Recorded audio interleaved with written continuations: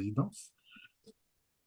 Avant ça, je voulais simplement remercier le PEPR, puis la Maison des Humanités Potentielles, et les deux interlocuteurs que j'ai eus jusqu'à présent, mais également toutes les autres personnes hein, pour les échanges et puis l'opportunité de faire cette résidence. Je vais me mettre en partage pour vous présenter un petit peu les avancements du travail. Alors, hop, normalement, on devrait avoir, c'est juste. Voilà. Donc, pour commencer, j'aimerais. Alors, le projet s'intitule Les mains dans la machine. Je reviendrai un petit peu après sur la raison pour laquelle ça s'appelle Les mains dans la machine. Mais déjà, pour le resituer, en fait, il s'agit d'un projet qui s'inscrit dans un travail de doctorat que j'ai engagé en recherche-création en design, qui s'intitule Les techniques attachantes, qui se déroule à l'université Paris 1 Panthéon-Sorbonne, sous la direction de David Biani, que j'ai engagé cette année scolaire. Et c'est également, en fait, du coup, ce volet, en fait, en particulier, prend une forme importante dans le cadre de la résidence artistique PEPR-O2R au sein de l'équipe Rainbow, au sein du laboratoire IRISA à Rennes, avec, ça s'est produit grâce à la rencontre et en partenariat avec Claudio Pacierotti, qui est ici avec nous. Euh, et donc voilà, en fait, le travail est engagé depuis mi-décembre à peu près concrètement sur les différents aspects de ce projet-là.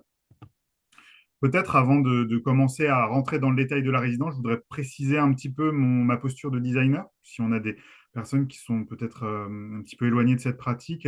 Voilà, moi je suis designer qui a beaucoup travaillé sur des projets en lien avec l'innovation sociale et le design social dans un premier temps, pendant plus d'une dizaine d'années, sur des projets de recherche souvent assez conséquents, mais parfois aussi déconnectés un petit peu de la pratique et du réel.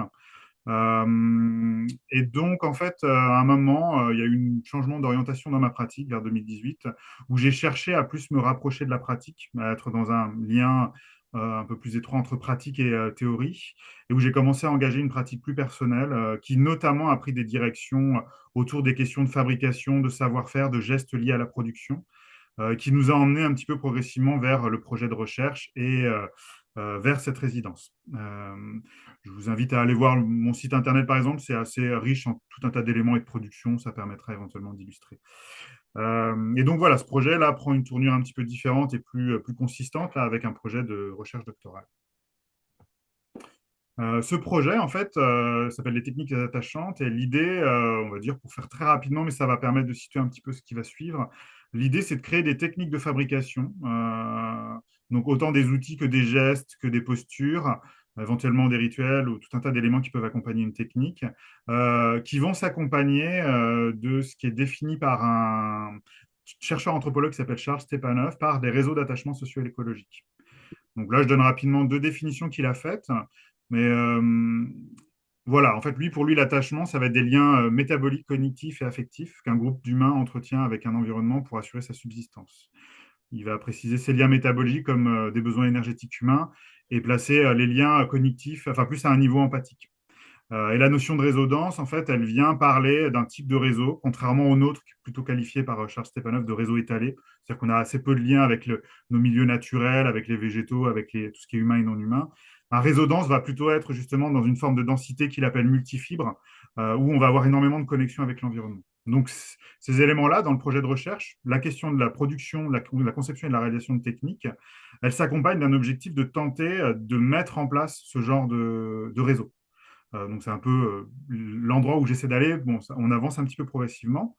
Et donc, pour pouvoir engager ce travail-là, j'avais besoin de commencer à engager un travail sur des techniques, d'imaginer des techniques dans lesquelles je pourrais aller justement explorer une autre façon d'envisager la conception et l'objectif, la finalité d'une technique, et donc d'aller dans cette direction des attachements.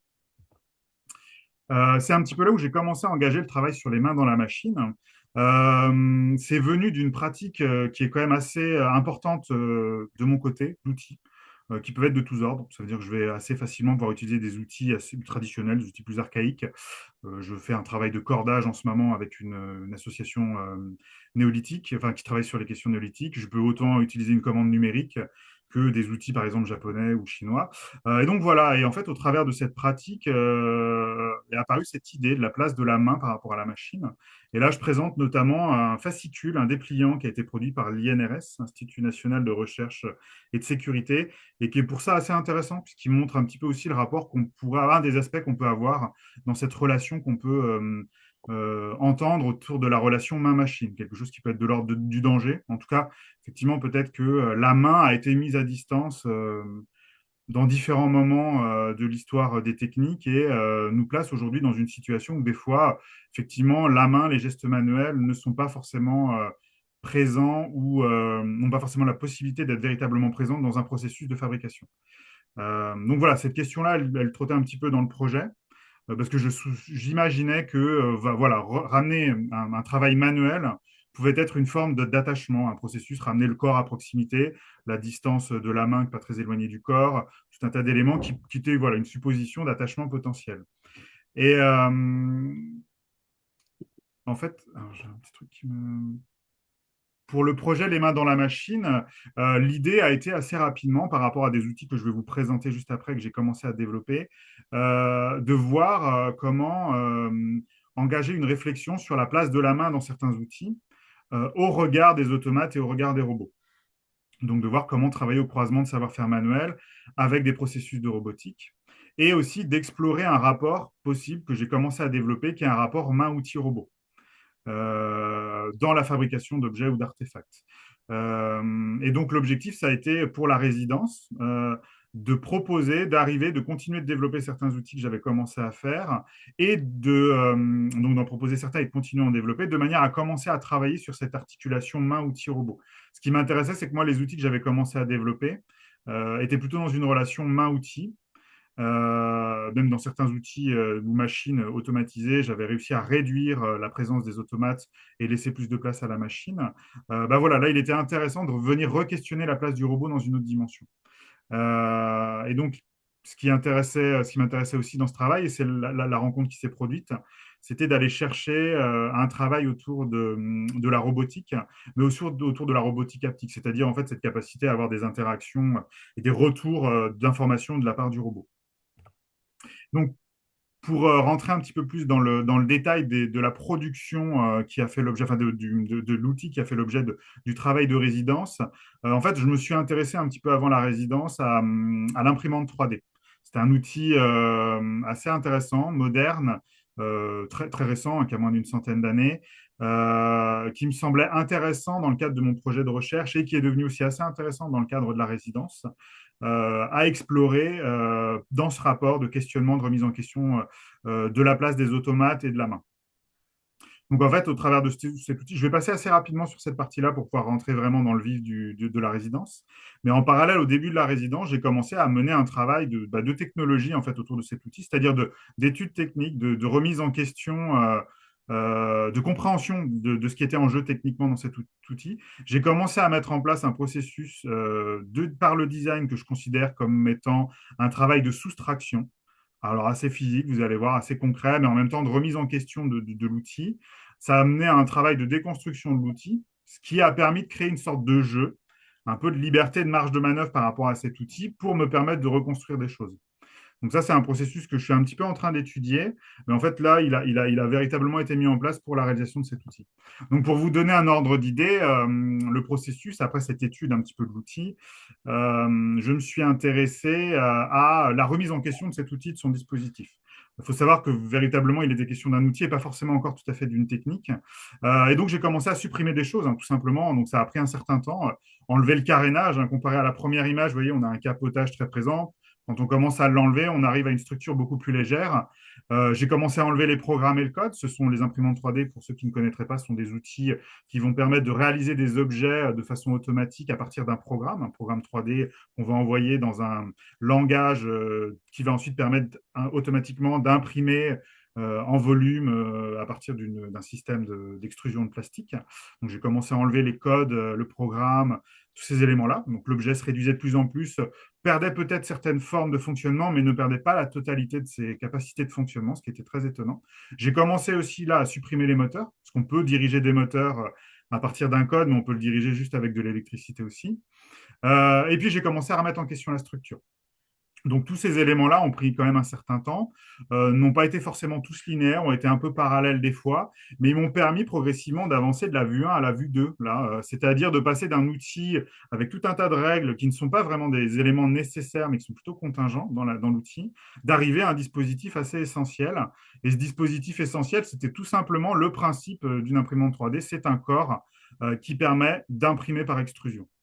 Ensuite, ce corps, voilà, un extrudeur, hein, il est mis en mouvement. Donc, en l'occurrence, dans une imprimante 3D, il est mis en mouvement par un système de programmation qui va le permettre de se déplacer dans cinq axes, dans quatre axes, trois axes, pardon, en suivant un programme. Et donc, en enlevant tout ça, on en arrive à, on va dire, un principe un peu essentiel, qui est simplement un corps d'extrusion. Et à partir de là, il y a un deuxième temps de travail qui relève pour moi du design aussi, qui va être de voir comment reconstituer, recomposer quelque chose autour de ça en restant dans l'esprit de l'impression 3D, mais en rejoignant d'autres technologies. Et donc, à partir de là, j'ai commencé à explorer, manipuler, tester, tenter des choses et progressivement, plusieurs éléments sont apparus. Euh, il y avait déjà cette idée quand même de ramener le maniement, hein, comme je disais tout à l'heure, de ramener la main dans le dispositif, hein, voir comment, à un moment donné, l'outil pouvait imprimer, non pas de façon autonome ou avec un programme et des mains qui étaient excentrées au moment où on va taper, renseigner le code, rentrer la matière, sortir la matière, mais redonner une place centrale au maniement. Donc, en essayant de replacer le maniement, bah là, j'avais toute liberté, puisque j'étais sur un dispositif assez essentiel, dénué de quoi que ce soit. J'ai commencé à trouver intéressant de venir manipuler d'une certaine manière l'outil pour pouvoir produire des formes, et en même temps de voir si ça pouvait pas venir se compléter par d'autres éléments. Donc là, en l'occurrence, en rajoutant un pendule, en rajoutant du maniement, en rajoutant un trépied, on en arrive à un nouveau dispositif que vous voyez là schématisé, qui est une imprimante 3D, mais manuelle. C'est-à-dire que c'est une imprimante 3D qui va tout simplement permettre de faire un dessin de la forme qu'on veut imprimer et le système de suspension avec un jeu de moteur va me permettre de monter progressivement. Et donc, comme dans une imprimante 3D, je vais pouvoir imprimer couche par couche. Mais la différence, c'est qu'on va plus avoir de programmes et d'automates qui vont nous définir nécessairement la forme de l'objet. On va pouvoir le faire, la main peut produire un geste programmé, mais on va aussi pouvoir avoir la liberté d'amener tout un tas de choses qui viennent de la main. Donc ça donne un objet dont je peux vous montrer une première forme, qui est ce que j'ai amené, ce que j'ai fini de concevoir et de réaliser, ce que j'ai amené au moment du début de la résidence. Donc ça, c'est la toute première imprimante que j'ai réalisée. Celle-là, elle est assez manifeste parce qu'en fait, comment dire, elle est véritablement la déconstruction d'une imprimante 3D. C'est-à-dire qu'il reste, j'ai une imprimante 3D que j'ai démontée. Il en reste quelques pièces qui sont un peu dans cet objet-là. On en voit les parties, les moteurs. J'ai dû garder quelques composants, mais la totalité des autres éléments sont des apports qui m'ont amené à produire une alternative, une autre manière d'imprimer en 3D. Ce qui m'intéresse dans cet objet, pour en revenir un peu avant de passer vraiment à la question des mains dans la machine, pour en revenir à la question des techniques attachantes, c'est qu'en fait, beaucoup des apports que j'ai faits, comme les trépieds là qu'on voit en bois, comme le maniement, sont des apports qui vont en direction d'un questionnement sur les attachements. Là, le bois, les tasseaux de bois, enfin les ronds de bois en l'occurrence, c'est de la matière que j'ai été chercher à proximité de chez moi. Je m'intéresse là par exemple au trogne, hein, c'est un système où on va venir faire pousser sur des arbres, d'une certaine façon, des petites branches de bois qu'on va pouvoir récupérer, une forme de collecte artisanale qu'on peut avoir dans les bois. Ça n'est pas, en fait, c'est ça qui m'intéresse, hein, ça n'est pas un profilé alu produit en Asie, par exemple, ou en Allemagne, c'est un matériau local. Ça veut dire que cette question de la localisation très proche du matériau, elle, pour moi, elle est intéressante. Pour définir ou tenter d'aller chercher des attachements. De la même façon, l'introduction de la main et du maniement, c'est rapprocher le corps de la matière, de sa transformation. Donc, c'est aussi pour moi une forme d'attachement. Donc, pour peut-être revenir à la question de la résidence et des mains dans la machine, je suis arrivé avec cette machine lors de nos premiers rendez-vous de résidence en décembre. Il me semble que quand on s'était rencontré avec Claudio en juin ou mai pour parler du projet, je n'avais pas du tout ces objets-là. Ça s'est réalisé, cette machine-là, elle est apparue là dans les 6 derniers mois. Mais voilà, je suis arrivé avec cet outil-là au début du projet de résidence, avec cette idée de se demander s'il était possible euh, de venir travailler et de venir redonner une place au robot à l'intérieur de ce dispositif-là. Puisque dans le processus, il avait été question de l'enlever, puisque j'ai enlevé les automatismes, j'ai enlevé le programme, puis il y a une machine qui fonctionne et qui peut fonctionner sans robot, sans automate. La question, elle devenait intéressante de se demander comment réintroduire le robot, l'automate, et qu'est-ce que dans une nouvelle forme, et qu'est-ce que ça pouvait produire. Et donc là, commence à se mettre en place une exploration que moi je qualifie un peu de dialectique, où d'abord il y a eu cette idée de faire un rapport main-outil sans la machine, donc c'est les outils que vous voyez là. En l'occurrence, cette imprimante-là, c'est une imprimante pour dessiner. Elle ne produit pas en 3D, je vais vous expliquer juste après pourquoi. Mais voilà, l'idée là, c'est qu'on est sur une machine qui peut enfin un outil qui peut fonctionner totalement sans machine. Ensuite, il y a eu, enfin non, pardon, excusez-moi. Oui, c'est ça. Ensuite, il y a eu je me suis trompé. La première ligne, excusez-moi, on est en main-outil, machine-outil sans la main, donc c'est plutôt l'imprimante numérique standard. La deuxième approche que là j'ai commencé à explorer, c'est celle de l'outil sans la machine avec la main. Donc c'est les projets que j'appelle les imprimantes pendulaires. Et dans le cadre de la résidence PEPR, l'objectif c'était de revoir un petit peu ce qu'il était envisageable en termes de relation main-outil-machine. On a là un dispositif dans lequel l'automate n'est plus tout à fait nécessaire. Mais voilà, donc, il est possible de le réinviter, lui redonner une place, mais qui va du coup être autre. Et c'est tout ce qui m'intéressait et ce que j'avais proposé dans le cadre de cette résidence. Donc là, c'est le deuxième prototype hein, d'imprimante pendulaire. Il s'avère que, alors, je regarde juste. Hop. Pardon. Pendant la première phase, on dira, de travail lors de la résidence, il y a eu une mise en contact que je vais montrer un petit peu après avec le robot, avec les outils, avec les éléments. Une découverte hein, aussi, une découverte du cadre de travail et des conditions de travail. Moi, j'ai un petit peu découvert ce que c'était que travailler avec un robot, ce que ça impliquait en termes de technique, en termes de programmation, et ainsi de suite. Et donc, on s'est rapidement rendu compte avec Claudio qu'il était peut-être difficile de commencer par une volonté d'expérimenter. Il y avait cette idée de manipuler à deux, avec une main humaine et une main robot, le dispositif, voir ce que ça pouvait donner. C'était peut-être un petit peu compliqué de commencer à déjà vouloir lui faire des objets un peu complexes. Et on s'est rendu compte que commencer peut-être simplement par un jeu de dessin au feutre ou un jeu de dessin en lumière pouvait nous permettre assez rapidement de commencer à faire des expérimentations qui pouvaient aussi être intéressantes dans ce que pouvait amener ce rapport main-outil-machine. Donc les premiers essais qu'on a mis en place, moi j'ai intitulé ça le cercle parfait. L'idée, ça a été d'engager une première expérimentation et assez rapidement, par rapport aux échanges aux contraintes, l'idée d'essayer de faire avec le robot un cercle parfait en dessin commençait à avoir un certain intérêt. Déjà, c'était relativement accessible. Ça préfigurait aussi éventuellement des choses qu'on pouvait ensuite passer en impression 3D. Il faut savoir qu'une technique d'impression 3D, elle consiste à imprimer en spirale. Donc, on peut faire des tubes, des ronds, je vais vous montrer juste après. Et donc là, on avait l'élément de base qui était le cercle. Et dans cette idée de cercle, il y avait des choses qui étaient plutôt intéressantes parce qu'on était à la fois dans quelque chose de manuel possible, mais enfin voilà, obtenir un cercle géométrique à la main, c'est pas forcément ce dont on a véritablement besoin ou forcément très accessible. Ceci dit, pour faire des objets, ça pouvait devenir intéressant d'avoir un cercle propre. Et donc voilà, en plus, il y avait quelque chose de cet ordre d'une forme géométrique peut-être difficile à réaliser à la main, mais peut-être aussi que le robot, lui, aurait peut-être beaucoup plus de facilité à faire. Et qu'est-ce que ça pouvait donner de jouer à cet endroit-là avec l'idée de produire des cercles. Ça nous a permis aussi de commencer assez rapidement avec des codes assez accessibles. Ce qu'au travail avec Claudio Pacioretty, c'est ajouter un travail avec Fabien Splinder qui en fait travaillait sur la programmation des éléments qui en fait me permettait de tout simplement manipuler le robot. Donc voilà, première volonté d'exercice, faire un cercle. Peut-être pour expliquer un petit peu plus précisément, en impression 3D, donc quand on veut faire ces objets un peu complexes, on a, on va dire, plusieurs techniques qui sont possibles. Une des premières qui est la plus connue, c'est ce que moi j'ai appelé l'impression en couche multifonctionnelle.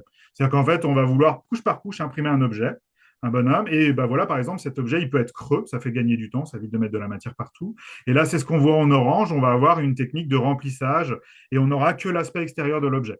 D'autres techniques se développent un peu de façon marginale, mais qui sont intéressantes. C'est ce qu'on appelle l'impression spirale.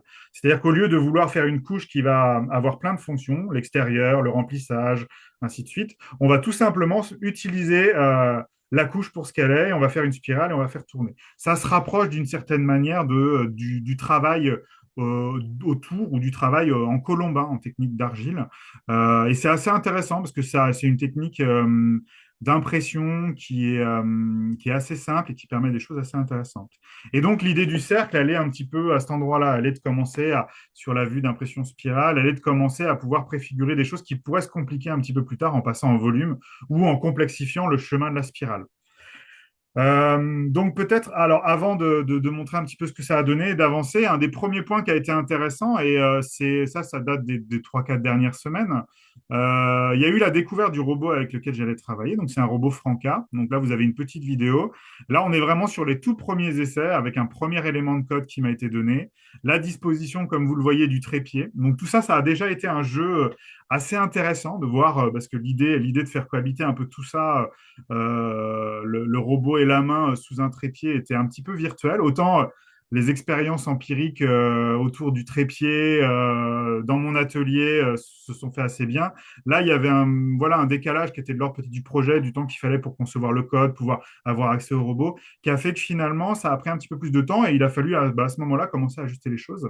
Il s'avère que ça a commencé à s'ajuster de façon assez intéressante. Donc là, vous voyez, je suis en train d'essayer dans cette première vidéo tout simplement de faire venir le bras robot sous le trépied. Dans mon idée, un bras robot, c'était comme un bras humain. C'était plutôt quelque chose qui avait une fixation assez haute et qui venait en dessous du point de fixation. Il s'avère que non, en fait. Le bras robot a plutôt tendance à vouloir travailler d'une autre façon. Donc, il a fallu faire un petit peu cohabiter tous ces éléments-là. Apprendre aussi tout simplement des éléments de code, puisque Claude Duo, Pacchirotti et puis Fabien Spindler m'ont apporté des éléments, m'ont montré comment utiliser. Mais voilà, enfin, il fallait que je m'acculture un peu à cette idée de venir paramétrer ou amener quelques éléments, informations dans le code pour pouvoir faire la manipulation. Donc là, c'est ce qui est en train de se passer. Ça a permis la première manipulation. Et en fait, assez rapidement, je vous montre une deuxième vidéo. En quelques séances, il a commencé à être possible de travailler sur une manipulation à deux mains, je vais dire, c'est-à-dire sur une manipulation main humaine, main robot. Donc là, voilà, ça c'est vraiment le tout premier essai. Vous voyez, le feutre est positionné, le corps, là, on a la tige avec le feutre, on n'est pas loin de pouvoir commencer à faire des dessins. On a une suspension qui est existante pour l'instant, mais qui n'est pas encore tout à fait utilisée. Ça va être un des prochains points sur lesquels on va travailler. Mais en tout cas, là, on peut avoir vraiment un usage à deux. Là aussi, c'est des choses assez intéressantes parce que moi, j'avais pas du tout l'idée. Je découvre le robot et certains paramètres. Je vais revenir dessus un peu plus en détail après, mais j'avais pas du tout idée de des sensations. Voilà, qu'est-ce que ça impliquait de manipuler le robot? Il a une certaine résistance en fait. Même si lui, là par exemple, il respecte des règles de pesanteur, il va pas complètement tomber, il va tenir. Même si là, on a commencé à définir un périmètre dans lequel je ne peux pas sortir, mine de rien, il a une certaine résistance et donc la manipulation, elle n'est pas du tout la même que quand je fais une manipulation seule du feutre.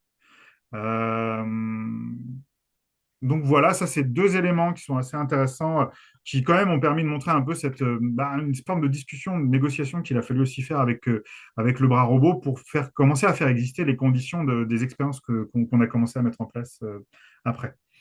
Euh, voilà. Donc pour continuer, alors ça, c'est une des premières expériences qu'on a commencé à mettre en place. En parallèle à la mise en place de toutes ces expérimentations, il y avait quand même le questionnement sur le sens que ça pouvait avoir de rejouer un peu dans une autre forme une relation entre la main et le robot autour de l'outil, à quoi ça pouvait servir, par exemple. Et la question de l'apprentissage, en fait, a commencé à m'intéresser. Parce que, par exemple, pour en revenir à l'imprimante que je vous ai montrée, la première, l'imprimante pendulaire, si je l'utilise toute seule et j'ai fait des essais, euh, l'impression, le premier objet réalisé est un échec en fait.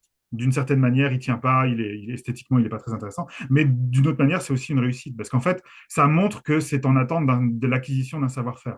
C'est-à-dire que là où le robot, il va venir de façon automatique réaliser ce qui a été programmé, là, en l'occurrence, il faut comme à l'image d'un tour à bois que je commencerai à utiliser. Si je n'ai pas une centaine ou 200 heures de pratique d'exercice, je ne saurais pas produire une pièce intéressante. Et bien là, de la même façon, en fait, il s'avère que les imprimantes, quand je les utilise en dehors de cette relation main-robot, elles me demandent d'apprendre un savoir-faire. Alors, elle me demande de le découvrir en même temps que de l'apprendre, donc c'est ça le jeu qui est intéressant mais un peu complexe. Mais là, en l'occurrence, voilà, la question de l'apprentissage du savoir-faire, elle était un peu présente et elle a commencé à peut-être trouver un peu de sens ici. Et j'ai commencé à me demander, et puis on a échangé un petit peu à ce sujet-là, on s'est demandé un petit peu si est-ce qu'un robot pourrait nous apprendre dans cette configuration-là, est-ce que le robot pourrait m'apprendre à faire un cercle parfait? Donc, il faut savoir que c'est assez empirique. Là, moi, c'est une façon de travailler que je trouve aussi des fois assez intéressante, où on va commencer à mettre en place un questionnement assez ouvert avec les conditions d'un dispositif et puis venir après expérimenter, explorer, voir ce que ça peut donner. Il y avait quelques exemples dont on avait parlé avec Claudio qui étaient intéressants, où il y avait des dispositifs avec des poignées ou des bracelets qui venaient peut-être donner des signaux ou des jeux d'échange entre le robot et la main. Là, en l'occurrence, moi, j'avais commencé à me demander voilà, comment le robot pourrait peut-être m'aider à apprendre à faire un cercle un peu plus propre que si je le fais tout seul. Je vais juste relancer cette vidéo-là parce que voilà. Et donc là, voilà, par exemple, là, les images qui défilent, ce sont les 30 ou 40 premiers cercles qu'on a fait avec tout ce qui est un peu de l'ordre du raté. Et donc là, on est on voit assez bien dans la vidéo la progression vers des cercles. Alors bon, il y a quelques petites choses un petit peu plus griffonnées ou griffonnées, mais ça, c'est le côté un peu, on va dire, plasticien qui a besoin de sortir un peu du cadre et d'expérimenter des choses. Mais sinon, on voit la progression vers un cercle de plus en plus propre. Donc ça, c'était assez intéressant dans cette première expérience qui s'appelle j'utilisais une image, c'est de parler d'un garde-corps, c'est-à-dire se dire voilà, le robot, lui, ce qu'il va faire, moi, je peux dessiner librement. Le robot, ce qu'il va faire, c'est qu'il va me donner une limite extérieure, il va m'empêcher d'aller au-delà. Et donc, si moi, je vais en appui sur cette limite, bah, je peux constituer un cercle plus propre que si je ne suis pas dans cette limite. Si moi, je fais un cercle tout seul, le cercle est un petit peu aléatoire. Ça peut avoir des qualités, mais là, en l'occurrence, on cherche un cercle parfait. Et donc, en fait, de venir s'appuyer comme ça sur le garde-corps, ça devenait intéressant parce qu'on commençait à pouvoir conformer un cercle un petit peu plus géométrique. C'était intéressant. Et là, on y est arrivé, ça commence à venir en une trentaine d'expériences. Ceci dit, c'était pas forcément quelque chose qui nous emmenait véritablement vers la question d'une acquisition et d'une autonomie, puisqu'en fait, j'avais besoin d'être en appui, de pousser véritablement contre le cercle donc j'étais plutôt dans une relation de dépendance cette barrière, à ce garde-corps, plutôt que de pouvoir véritablement à un moment donné m'en passer. Donc ça a été les premiers fruits, c'est des choses qui ont été faites les 2 dernières semaines. Donc pour poursuivre un petit peu ce travail-là, moi il y a une deuxième expérience qui m'intéresse, qu'on est en train d'explorer un petit peu, c'est plutôt j'utilise des images parce que je trouve que c'est assez intéressant pour essayer à la fois de concevoir dans ce domaine avec des éléments techniques et en même temps pour pouvoir communiquer. Je me suis rendu compte que quand on échangeait avec Claudio ou avec Fabien, par exemple, il y avait la notion de ressort qui apparaissait dans les échanges sur les rapports haptiques, d'une résistance que pouvait avoir le robot, un retour. Il y avait des idées de ressort, qui pour moi est plus une image que véritablement l'existence physique et concrète d'un ressort dans le robot. Et donc ces images, j'ai senti qu'il y avait peut-être pour moi un moyen de travailler par ce biais-là. Et effectivement, l'idée du garde-corps, c'est un peu une image que j'ai commencé à travailler. Et une deuxième image est intervenue, c'est celle que moi j'ai appelée l'équilibriste. C'est-à-dire, dans cette idée d'essayer de trouver une forme de possibilité de prendre de l'autonomie dans le geste, je me suis demandé si on ne pourrait pas travailler un peu comme avec un équilibriste. Un équilibriste, quand il va apprendre, j'en ai pas fait beaucoup, mais un tout petit peu, quand il va chercher à apprendre, il va pas avoir des garde-corps ou des barrières qui vont le faire tenir dans la position où il devrait tenir. C'est un jeu sécurisé, peut-être au ras du sol, sur un câble. Et ce câble pourrait être l'idée de notre tracé, par exemple, ou c'est le jeu d'équilibre du corps qui, à un moment donné, va peut-être, l'équilibre va sentir un déséquilibre vers la gauche, essayer de rééquilibrer son corps vers la droite, ainsi de suite. C'est ça qui va amener des éléments dans l'apprentissage. Et donc, je me suis demandé s'il n'était pas possible de transférer cette idée d'équilibriste dans l'apprentissage. Et donc, techniquement, là où avant le robot devait m'empêcher de sortir du cercle, là, l'idée, elle est inverse. L'idée, elle est de dire, j'ai un cercle, je commence à tracer dessus, et si jamais je sors légèrement du cercle, le robot, il va vouloir m'emmener encore plus loin, comme un jeu de pesanteur qui m'emmènerait. Et donc, c'est une question, je ne sais pas du tout ce que ça va donner, on va l'expérimenter là, dans les semaines à venir. L'intuition, l'idée, l'hypothèse, c'est de se dire, bah, est-ce que ça, c'est pas un petit signal assez rapide et intuitif qui pourrait me permettre de me dire qu'il faut que je revienne dans le chemin tracé.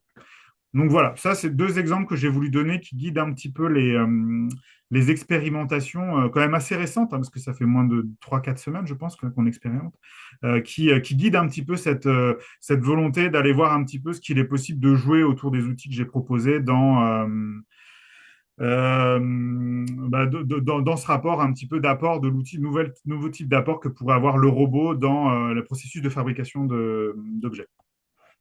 La poursuite de ce travail, pour conclure, déjà, on va continuer, je pense, à réaliser ces petites expériences. Je pense qu'il y aura très certainement aussi, comme on l'a fait, des temps d'échange pour voir un petit peu comment continuer un petit peu cette démarche-là. Peut-être d'autres idées de relation ou d'articulation autour du bras robot, de la main et de l'outil qui pourraient être intéressantes, qui pourraient aller dans d'autres endroits que la question de l'apprentissage. Il y a des histoires de jeu, des histoires de relais. Est-ce qu'à un moment donné, le robot ne peut pas faire une partie de certaines tâches et l'homme, enfin l'humain ferait une autre partie. On sait que dans la peinture classique, dans un atelier de peintre, c'était un travail d'équipe, il y avait plusieurs personnes, que certaines parties étaient faites par les assistants, les apprentis, par d'autres parties étaient réalisées par des personnes avec plus de compétences ou encore un petit peu plus loin, voilà, le maître allait réaliser peut-être les parties les plus exigeantes. Est-ce que là, on ne peut pas avoir un travail de répartition? Voilà, ça ouvre pas mal de petites questions qui sont plutôt des pistes d'exploration qui naissent un petit peu de cette idée de la manipulation. Et ensuite, bah, pour poursuivre un peu et revenir sur la question du projet de recherche, l'idée, ça va être de voir aussi quelle place je donne au robot, à l'automate, maintenant que je l'ai un peu enlevé, dans cette idée de technique attachante. Donc ça, on en est encore assez loin. Cette idée, elle demande que je mette en place des outils d'évaluation pour savoir un peu si ça relève d'une forme d'attachement possible ou pas. Mais déjà, là, l'idée, ça va être de continuer à expérimenter dans ces articulations-là. Peut-être de tester d'autres outils, peut-être de tester d'autres expériences. Ça, c'est en cours de précision. Donc voilà pour la présentation. J'ai fait un tout petit peu plus de 30 minutes. Je vous remercie pour votre attention. Je vais peut-être quitter le mode de partage. Voilà. Alors, je crois que votre micro est coupé, Nathalie. Oui, super, bah, merci beaucoup pour cette présentation. Moi, j'ai pris des mini-notes. J'aimais beaucoup l'idée de design soustractif, vraiment d'enlever, d'ôter voilà, le maximum de choses pour arriver à une sorte ouais, de machine minimale. Ça, je trouve ça vraiment très intéressant. Ce serait presque pour le coup un exercice à faire sur plein de dispositifs. Euh, J'avais une question sur. J'aime beaucoup aussi l'idée de nouveaux savoir-faire. Enfin, comment une machine peut aussi nous apprendre de renverser en fait le questionnement, peut nous faire Mhm. faire des choses aussi hors machine de manière différente. Enfin, moi, je le traduirais comme ça. J'ai une question. Enfin, merci aussi au nom des étudiants et étudiantes qui sont avec moi parce qu'on est actuellement en workshop à l'école d'art et de design de Poitiers. Sur la vidéo que tu as montrée, où il y a le robot et la main, en fait, on a du mal à... Enfin, on a du mal. En tout cas, moi, j'ai eu du mal, c'est pas forcément en général, à voir si la main suivait le bras robotique ou si c'était Oui. le bras... Mhm. Enfin, qui prend... Enfin, comment ça Oui. marche, en fait? Qui a le Euh, dessus? Enfin, est-ce que quelqu'un a le ok. dessus? Ok, ben, merci, merci pour ces questions. Peut-être déjà sur la question de la soustraction, alors c'est quelque chose qui, moi, m'a toujours un petit peu suivi dans mon travail. C'est des processus de remise en question ou de questionnement de l'existant que je trouve assez pertinent. Ça fait partie d'un volet que je commence à essayer d'explorer là dans le cadre de la thèse, mais c'est un peu tout nouveau. Mais parmi les choses qui sont assez intéressantes, moi, je me rapproche de certains outils de la linguistique là, qui sont plutôt intéressants pour ça, pour venir questionner un petit peu un objet technique ou un objet comme peut-être d'une certaine manière une phrase et qui serait à un moment donné questionnable avec les mêmes outils, donc dans lequel on pourrait se questionner sur, dans une dimension un peu paradigmatique, remplacer un élément par un autre, soustraire certains éléments, identifier la racine.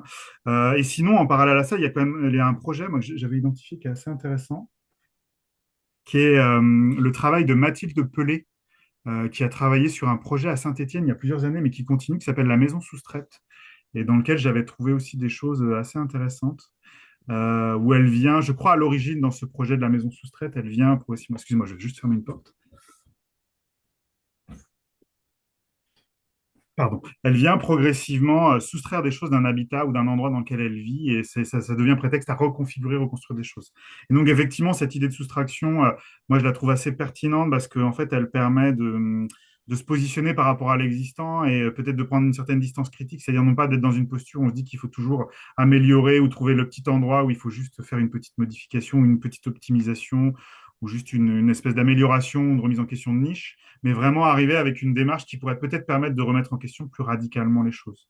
Donc pour l'instant, c'est plutôt, voilà, c'est des choses qui sont un peu dans mes mains, que j'essaye de pousser un petit peu plus, mais l'idée, ce serait de pousser encore plus loin sur cette question-là. Peut-être passer à d'autres outils, peut-être passer à d'autres façons, d'autres dispositifs, réfléchir peut-être à des éléments théoriques qui pourraient permettre de l'appuyer. Donc ça, c'est pour le premier élément. Le deuxième, alors oui, en fait, effectivement, la vidéo ne le montre pas très bien, mais grosso modo, c'est la main qui fait tout. Le robot, si je le lâche, il ne bouge pas. En fait, le robot, là, en l'occurrence, alors Claudia me reprendra peut-être un petit peu, parce que je maîtrise peut-être pas toutes les notions, mais en l'occurrence, le robot, il est dans une posture où il va maintenir son poids et sa présence en l'état. Tout va pas s'affaisser. Le feutre, si je lâche le robot, le feutre, il touche la feuille, c'est tout. Et donc, en fait, tous les mouvements c'est véritablement moi qui le bouge. Et c'est là où je parlais tout à l'heure d'une résistance auquel il faut que je m'habitue. C'est que moi, si je travaille avec le feutre tout seul, le robot, enfin, il y a pas de résistance, c'est ma main qui définit tout. Et là, le fait que le robot tienne, lui, malgré tout, il n'est pas dans une souplesse totale. Il a quand même, du fait de ses articulations a priori, bah, il a une certaine résistance. Et dans les visuels qu'on voyait, on a remarqué que les cercles ne sont pas tout à fait ronds. On ne sait pas tout à fait encore pourquoi. Il y a quelques hypothèses. Ce serait peut-être la position du robot. Enfin, mais voilà. Et donc, en fait, mais par contre, effectivement, dans cette expérience-là, le robot ne fait que m'empêcher d'aller au-delà du cercle qu'on voyait. Ok, parce que souvent dans les systèmes comme ça robotisés, en fait, quand il n'y a pas d'action prédéfinie, enfin codée auparavant, le robot en fait est bloqué. Enfin, les moteurs sont bloqués. Souvent, il y a une immobilité totale du mécanisme. C'est pour Alors ça que là, je me posais la question. Ouais. alors ils sont débloqués. Ok, Et ouais, le robot, il est en attente du déplacement, je pense. Ouais. ok, En fait, si je peux juste compléter, ça dépend en fait. C'est en général, oui, quand les robots est bloqué, donc il y a des freins en fait. Mais tu peux aussi entrer en modalité, police de force zéro, donc en fait, tu les bouges, les robots ok, essaient seulement de bouger avec toi et de rien faire d'autre. Donc la seule chose qu'elle fait, il compense la gravité. Donc c'est comme si tu bouges un stylo partout comme dans l'espace. Après, tu le laisses et elle reste là-bas. En fait. Voilà, là, c'est une modalité plutôt standard. ok. Après, donc, Merci beaucoup. l'idée, j'ai juste vu que, bon, peut-être vu que j'ai pris la parole, j'ai pu aussi compléter un petit peu la partie de lui. Donc, moi, je suis chercheur, donc, surtout en robotique, téléopération et haptique. Et donc, c'est vraiment tout ce concept d'interaction homme-robot et de voir comme, parce qu'aujourd'hui, on parle beaucoup de téléopération, donc, un robot qui fait quelque chose à distance, mais il y a moins en fait cette idée de travailler ensemble et vraiment physiquement ensemble avec un robot, qu'il peut avoir aussi des connaissances très différentes, des expertises très différentes. Le robot peut être très fort à répéter un, un pattern ou une trajectoire, mais elle n'est pas capable de réagir comme un humain à des choses différentes. Bah, clairement, elle n'a pas un côté artistique ou son côté artistique est différent. Donc, d'essayer de mettre ensemble les deux pour faire un peu une commande partagée. Nous, on parle beaucoup de ça, des shared control, commande partagée, mais sur la co-création, c'est très intéressant. Après, il y aura beaucoup de choses à faire. Bon, on n'aura pas le temps de tout faire, mais parce qu'en fait, il y a aussi tout le côté tu pourras avoir, comme on a mentionné Olivier, des bracelets haptiques pour vraiment les robots pourraient communiquer quelque chose avec l'opérateur ou à travers des forces, donc en changeant les résistances aux certains, quand l'opérateur est en train de bouger, ou avec des bracelets qui vibrent, ou avec bah, des sons, des lumières. Donc, il y a beaucoup à faire sur le côté interaction homme-robot dans le cadre un peu artistique et de la co-création en général.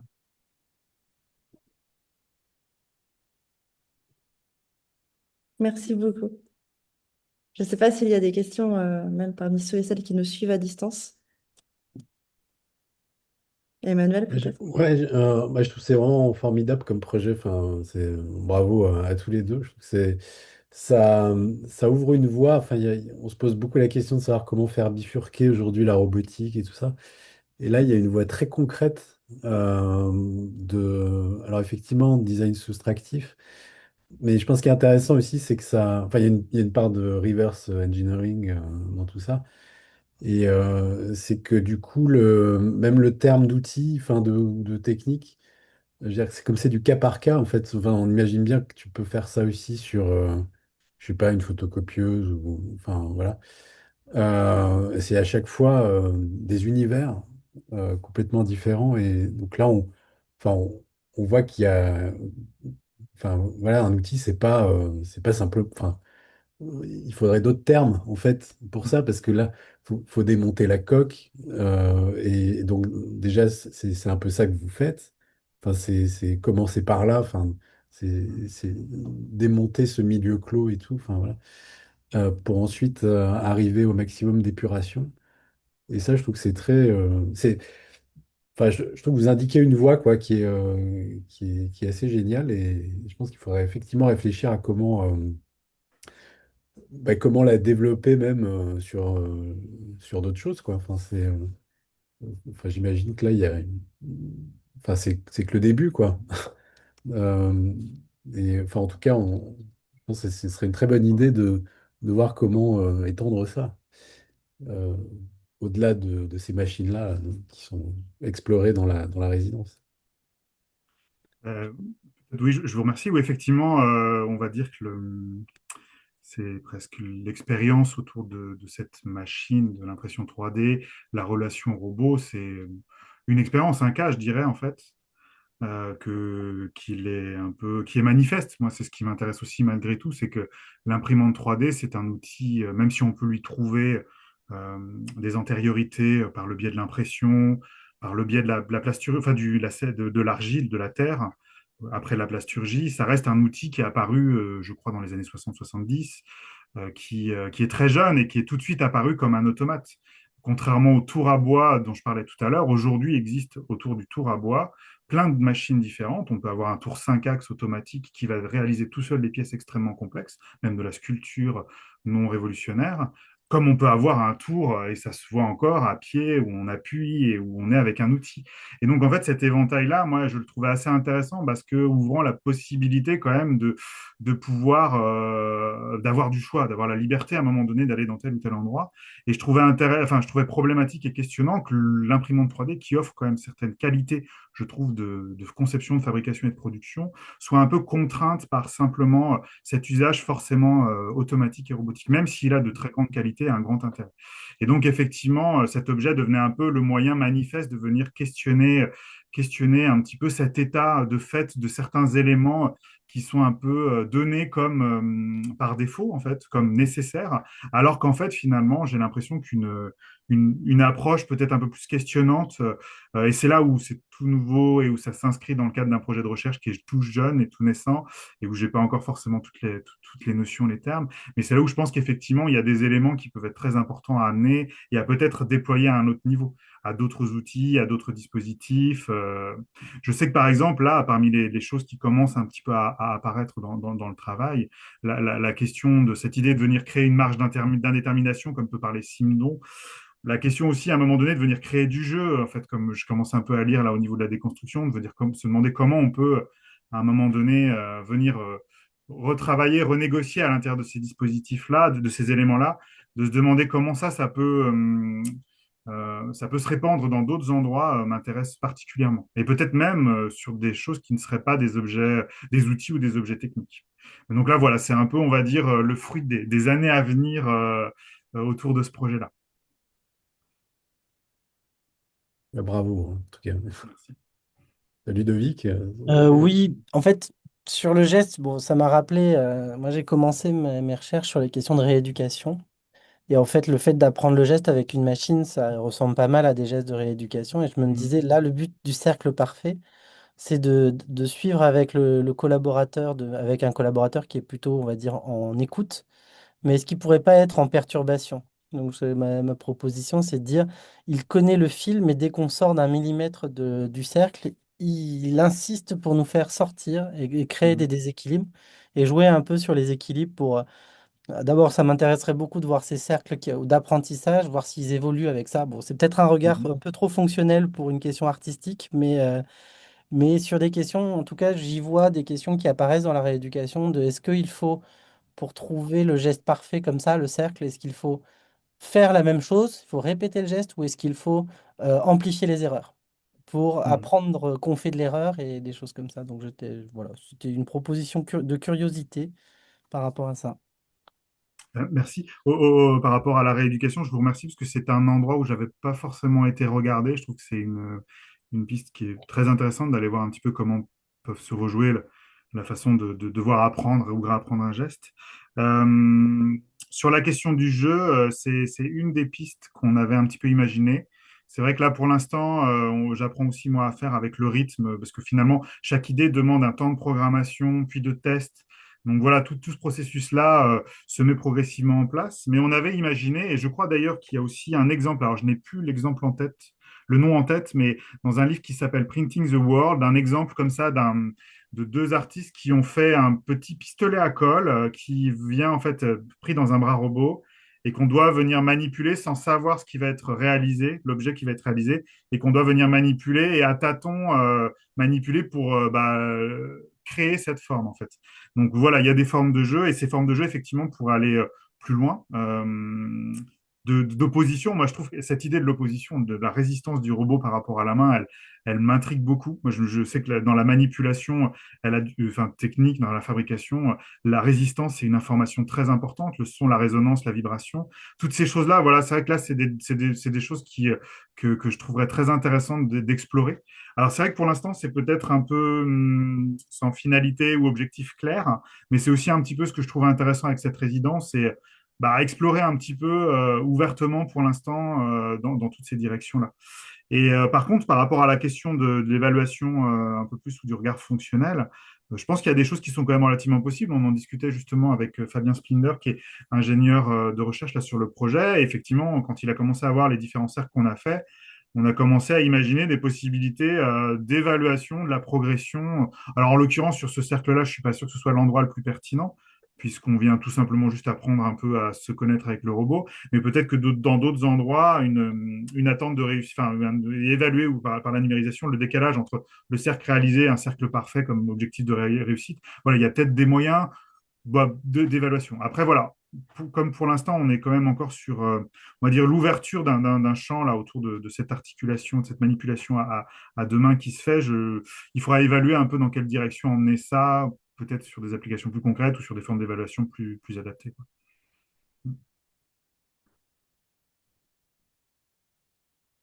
Sorena, vous vouliez intervenir aussi?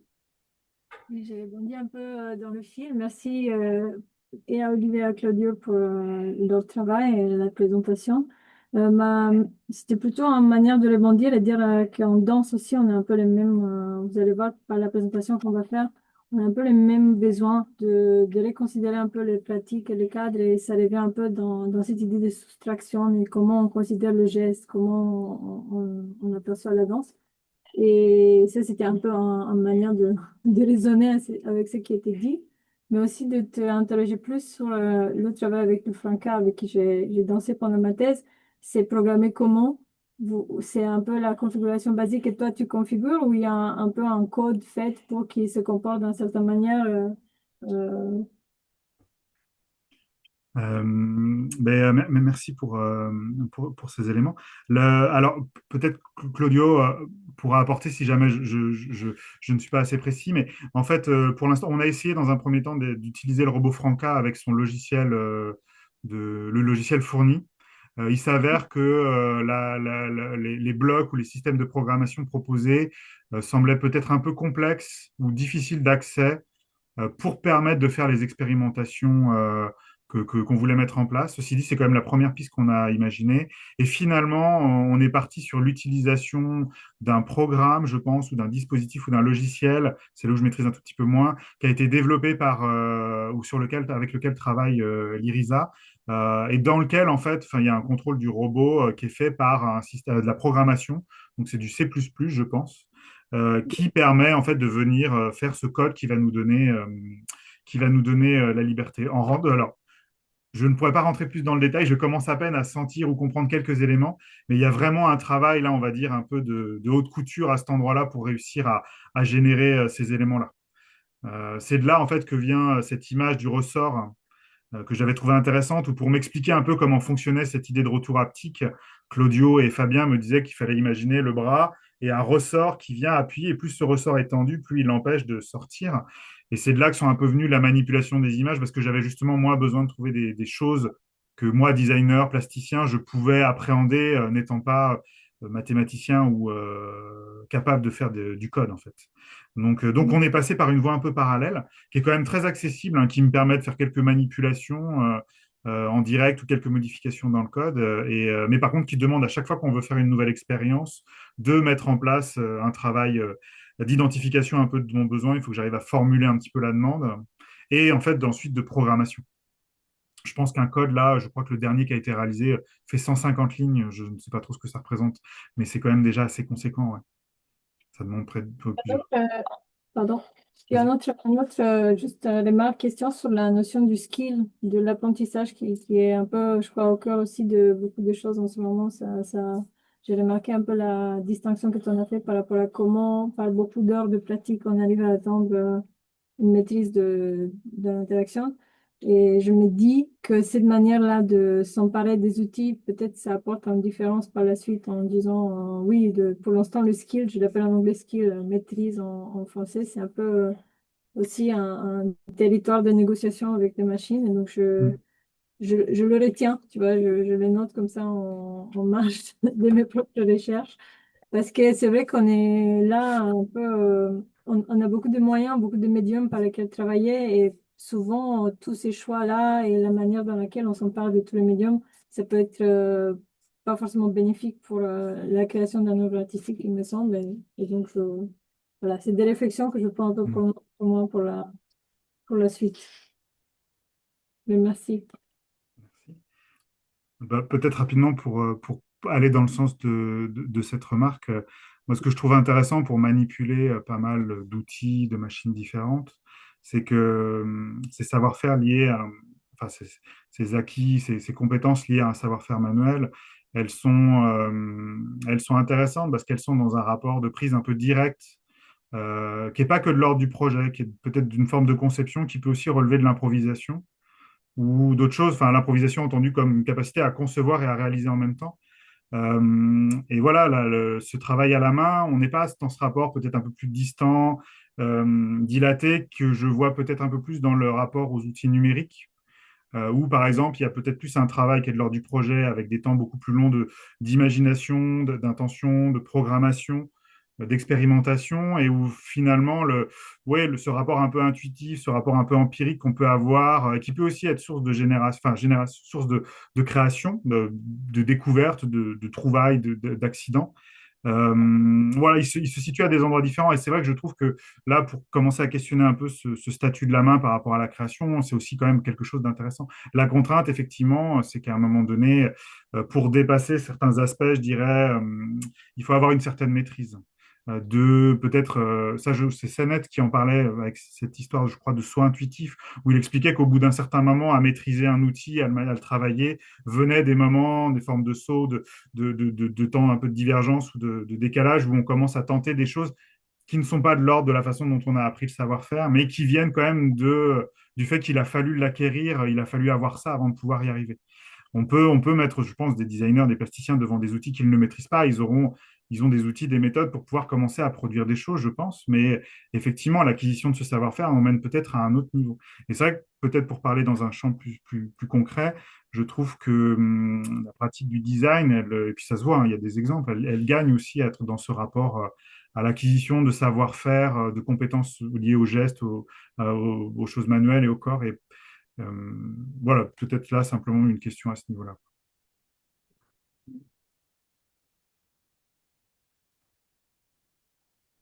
Merci beaucoup. On va Merci. enchaîner avec Ludovic et Sorina. Je vous laisse partager si vous le souhaitez votre écran. Mhm. Je fais le partage, je lance le diaporama et vous me dites si vous voyez le diaporama. Oui, c'est bon. C'est bon. Oui, oui, parfait. Merci. Donc, donc là, nous, on va vous présenter à deux voix. Je vais commencer un petit peu pour expliquer d'où je suis, puis Sorina Silvia amènera d'où elle vient et on vous montrera comment Attune Algorithme apparaît à travers ses regards. Donc, pour commencer sur d'où je suis, moi, en fait, j'ai fait ma thèse sur la question de l'assistance à la marche et au lever. Et j'ai travaillé sur un différent nombre de dispositifs et j'ai évolué vers un peu les exosquelettes. Puis il y a eu un peu un pivot où je me suis orienté, je vais vous expliquer pourquoi, vers les questions d'interaction, de téléopération, comme l'a dit Claudio, donc d'interaction humain-robot et de contact et de questions de comment on se comprend à travers le contact avec des petites dimensions ou des petits débuts de recherche sur les questions d'associer et de comprendre aussi comment le cerveau fonctionne. En fait, la base de ma recherche, ça a été comment on va modéliser et prédire le mouvement du patient ou d'une personne. C'est pour ça que je parlais de rééducation. Et cette prédiction avec l'espoir qu'elle servira à améliorer l'interaction avec un robot. Et donc, j'ai exploré différentes formes de modélisation. Je ne vais pas rentrer dans les détails, mais c'est pour dire que j'ai regardé le bras, la marche et le lever principalement. Et j'ai fait des prédictions, on va dire, à court terme et à moyen terme et à long terme, c'est-à-dire à 1 seconde d'avance. Et donc, l'idée de ces prédictions, ou plutôt, je dirais, si je dois décrire maintenant ma recherche, c'est plutôt faire la différence entre, pour un robot, c'est équivalent fonctionnellement, mais c'est quoi la différence entre amener et apporter? Et en gros, les robots fonctionnellement sont capables de porter quelque chose et de nous l'apporter. Et amener, ça sous-entend d'ajouter une dimension de communication avec la personne. Et c'est cette question qui m'interroge actuellement, où je considère qu'il s'agit d'aller chercher un peu à l'endroit d'une modélisation cognitive, de mieux comprendre la communication entre les personnes. Et donc, bon, globalement, mes problématiques se résument en comment donner les capacités au robot d'interagir et d'assister une personne de manière physique, surtout si le mouvement est pathologique, ce qui sous-entend quand on dit pathologique, peu de données, donc on ne peut pas faire des stratégies classiques d'apprentissage ou de choses comme ça. Et donc, je vous ai cité un certain nombre de ces recherches, mais je vais vous montrer qu'est-ce qui a fait le pivot entre l'aide à la marche et l'assistance. C'est le fait que l'incompréhension mutuelle entre les machines et l'humain n'était pas gagnée. Donc en fait, par exemple, sur cette personne-là, ce qui se passait, c'est que j'avais fait un robot qui marchait bien en 95% du temps. Et vous voyez, là, il y a un moment, la personne change d'avis, recule et n'arrive pas à suivre le robot. Le robot démarre sans elle. Et de la même manière, lorsque on le fait dans l'autre sens, il y a des moments où la machine ne comprend pas que la personne veut se lever, la personne se lève et... attendez, il faut play. Et, et et après, elle se rend compte à la fin et c'est déjà trop tard. Donc, c'est ce genre de situation qui m'ont fait dire, mais en fait, on a un sujet sur la compréhension mutuelle, en fait. Et moi, mon hypothèse, c'est qu'il va falloir être capable d'avoir un changement dynamique entre ce que j'appellerais le leader et le follower, le guidant et le guidé, ce rôle-là, il est dynamique, il doit évoluer. Et il y a un autre endroit où cette dynamique est, c'est dans la communication. Donc, j'ai commencé à essayer de forger le concept de communication kinesthésique, c'est-à-dire à travers les mouvements et les efforts, à travers ce contact-là, comment communiquer. Puis en étudiant ça, ben, j'ai commencé à réaliser que finalement, on retrouvait un peu des vieilles recherches, hein. Je réhabilite le concept de cybernétique parce qu'en robotique, c'est devenu vieux, la cybernétique. Je sais que ça apparaît mieux, c'est mieux vu dans d'autres domaines. Mais la cybernétique, historiquement, c'était quand même l'idée de comment, si on comprend ce que pense l'autre, ce que va faire l'autre, on peut améliorer l'interaction. C'est aussi, derrière, ça soulève des concepts de théorie de l'esprit. Et je travaillais là-dessus, je travaillais sur les questions d'agentivité, comment mesurer cette sensation d'appartenir ou quand on est en collaboration, d'être en activité jointe avec l'autre. Et ça a été un peu le travail initial et ça a permis de faire un certain nombre d'outils de mesures cognitives, donc de faire d'interaction physique, de créer des partenaires virtuels qui simulent le mouvement d'un humain et de travailler sur cette notion de kinesthésie. Et en gros, la méthodologie que j'ai mis en place, c'est que je me suis dit finalement, si on mesure l'interaction humain-humain à travers un robot, on va pouvoir peut-être faire une interaction humain-robot, c'est-à-dire faire un partenaire virtuel et mieux comprendre l'interaction humain-humain. Avec ça, j'ai étudié des questions de négociation humain-humain, de dominance, lequel décide avant l'autre, d'agentivité et puis de confiance. Ça reste un travail d'ingénieur, au sens où tout ça, je le fais en posant, en ayant des gestes bien définis. Et c'est là où, euh, et c'est là où finalement je me dis qu'à travers une collaboration avec une artiste, on peut peut-être explorer d'autres dimensions. Donc, c'est comme ça que Rina. Oui, il y a l'artiste qui entre en scène et donc moi je suis à la base ingénieur de système, je suis un background en phénoménologie, en philosophie et depuis peu j'ai défendu une thèse sur les interactions en danse avec des robots, danser avec les robots, corps performatif et conscience artificielle où j'ai passé à peu près mes dernières 5 ans à interagir en danse avec différents types de robots. Et j'ai pu faire 2 études de terrain, c'est comme ça que je l'appelle, pendant cette recherche. C'est une recherche-création, donc il y avait beaucoup de terrain, beaucoup de va-et-vient, et c'était pour le condenser, c'était un peu ma volonté de comprendre la manière dans laquelle la danse peut être influencée par des interactions avec des partenaires robotiques, ou non humains en tout cas. Et première étude ou premier constat, c'était de s'attaquer à ces questions de digital twins, donc des avatars virtuels, parce que c'était pas facile. C'est pour ça que ça a mis 5 ans pour moi de m'emparer sans aucun passif en robotique, en vrai, de m'emparer de ces outils. Et donc, pour l'instant, les ingénieurs et l'équipe avec laquelle je travaillais, ils m'ont un peu autorisé de travailler avec des avatars, avec des robots virtuels. Et donc, avec ces avatars virtuels, je construis des séquences de mouvements que j'ai amené dans un lycée de danse où on a fait des expériences pour comprendre lequel de formes corporelles entre le robot humanoïde, le Franka robot industriel donc, et l'humain peuvent transmettre mieux en séquence de mouvement. Donc, c'était des études mélangées un peu avec des ateliers en danse où on a fait des questionnaires à la fin pour comprendre un peu c'était quoi le plus agréable, le plus facile et qu'est-ce qui suscitait un peu ces caractères d'improvisation ou liberté. Et oui, par rapport à cette question de l'improvisation, je crois qu'il y a beaucoup à dire. Moi, j'ai un peu mis ça en avant dans mon travail sur la danse cette manière de s'emparer d'un mouvement ou d'être dans l'instinct et l'instinctivité au moment où il surgit. Et donc, sur cette phase avec les robots virtuels, c'était un cas d'étude. Et après, on est passé à l'étape suivante où il y a eu étude de terrain avec le robot physique. Donc, on a mis en place le même écosystème avec le robot humanoïde, mais cette fois sur en chaise, parce que c'est pas évident pour moi, pour des questions d'équilibre et de marche, de lui faire une vraie séquence du mouvement. Le Franca qui est un peu caché derrière moi, qui exécute des séquences équivalentes. Et cette fois-ci, le contexte il était élargi au sens, il y avait moi en tant que performeuse qui imitait, c'était un peu la même étape du travail en interaction avec les robots. On imite des séquences de mouvements dans une première phase et après on passe à les improviser. Et il y a des résultats et des constats de toutes sortes par rapport à ce type de dispositifs sur comment l'humain il passe souvent en arrière-plan s'il y en a un humain parmi des robots qui bougent. Il y a un peu une des questions là, que j'avais mis en support sur ce slide pour voir à quel point les participants, il y avait à peu près une dizaine de participants, ils n'ont pas du tout considéré l'humain qui était à l'intérieur de cette boucle, donc courant moi pour s'inspirer des phases d'improvisation. Et aussi, ils trouvaient là, sur les constats empiriques que j'ai pu faire, que le robot non anthropomorphe, il avait plus de potentiel à susciter en créativité, en manière de réactiver un imaginaire ou libérer un mouvement dans cette phase d'improvisation.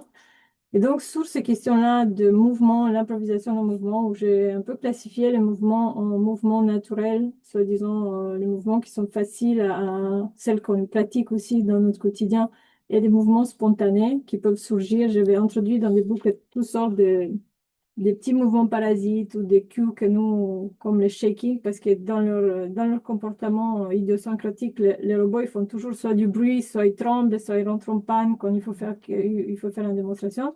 Donc, je les ai un peu étudiés aussi, voir si les participants, ils sont capables à les capter le moment où on introduit ces séquences de danse.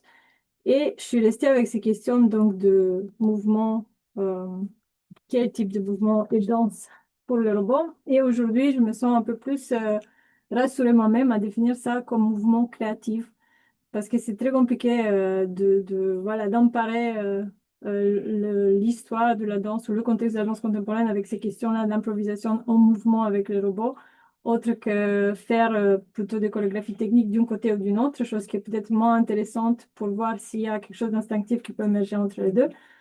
Et pour appuyer donc cette thèse ou cette manière de travailler le mouvement avec des robots, je m'empare de beaucoup des principes de sciences cognitives, notamment la théorie 4E Cognition Theory, théorie 4E de la cognition, et ce qu'est la cognition incarnée. Il y a beaucoup de littérature sur ce sujet, sur la question de l'embodiment. Vous avez vu les différentes corporalités, incorporations de robots avec lesquels j'ai travaillé. Et j'essaie de comprendre c'est où, entre l'environnement dans lequel on travaille, la spécificité perceptive et sensorielle de chaque entité qui travaille, où est-ce qu'on peut avoir des réponses kinesthésiques, où est-ce qu'on peut parler d'intention, d'instinctivité dans l'humain et comment ça se produit. Là, il y a un concept que j'empruntais ou que je réactualise dans mes états d'art réguliers de la littérature, qui est celui de vicariance, qui est employé par Berthoz, sur ces questions de comment on arrive, parce qu'on est sur des appareils perceptifs et sensoriels différents, au même chemin, mais de manière différente. Donc, toutes ces questions-là de la différence, c'est un peu central dans mon travail artistique actuel et aussi probablement dans la danse. Et je me demande, autant que des autres chorégraphes que m'inspirent et que je revendique dans ma pratique, si la danse elle peut faire une différence dans la manière dans laquelle on interagit avec les technologies et notamment avec les robots. Et si on parle de la danse, bah, surtout en m'appuyant encore sur la littérature, bah, il y a toutes sortes d'études d'anthropologie qui se demandent si c'est à l'origine de l'art pariétal ou si c'est plutôt les inscriptions qu'on avait sur les différentes pièces de céramique. Mais on est là aujourd'hui en 2026. Donc, s'il faut retracer cet écart d'à peu près en grande, soit 10 000 ou 2 millions d'années, on se place où? Qu'est-ce qu'on peut retenir de cette manière dans laquelle notre corps, et là j'entends corps comme résultat de l'épigénétique et des transformations qu'on a eues en travaillant avec les outils, il a évolué, il s'est emparé des outils, il a arrivé à s'exprimer dans l'environnement. Et qu'est-ce que les machines et la technologie changent aujourd'hui? Ou qu'est-ce qui ouvre comme question? Donc là, il y a un grand travail à faire. Je ne m'autorisais pas à dire que je le fais tout seul. C'est des autres personnes aussi qui travaillent sur les mêmes questions. Mais donc, si la danse elle peut faire une différence, euh, moi, j'essaie de comprendre en improvisant avec les robots comment et par quoi cela se passe. Évidemment, il y a aussi toute une question de mise à jour sur la question du robot, de l'artefact, de la machine.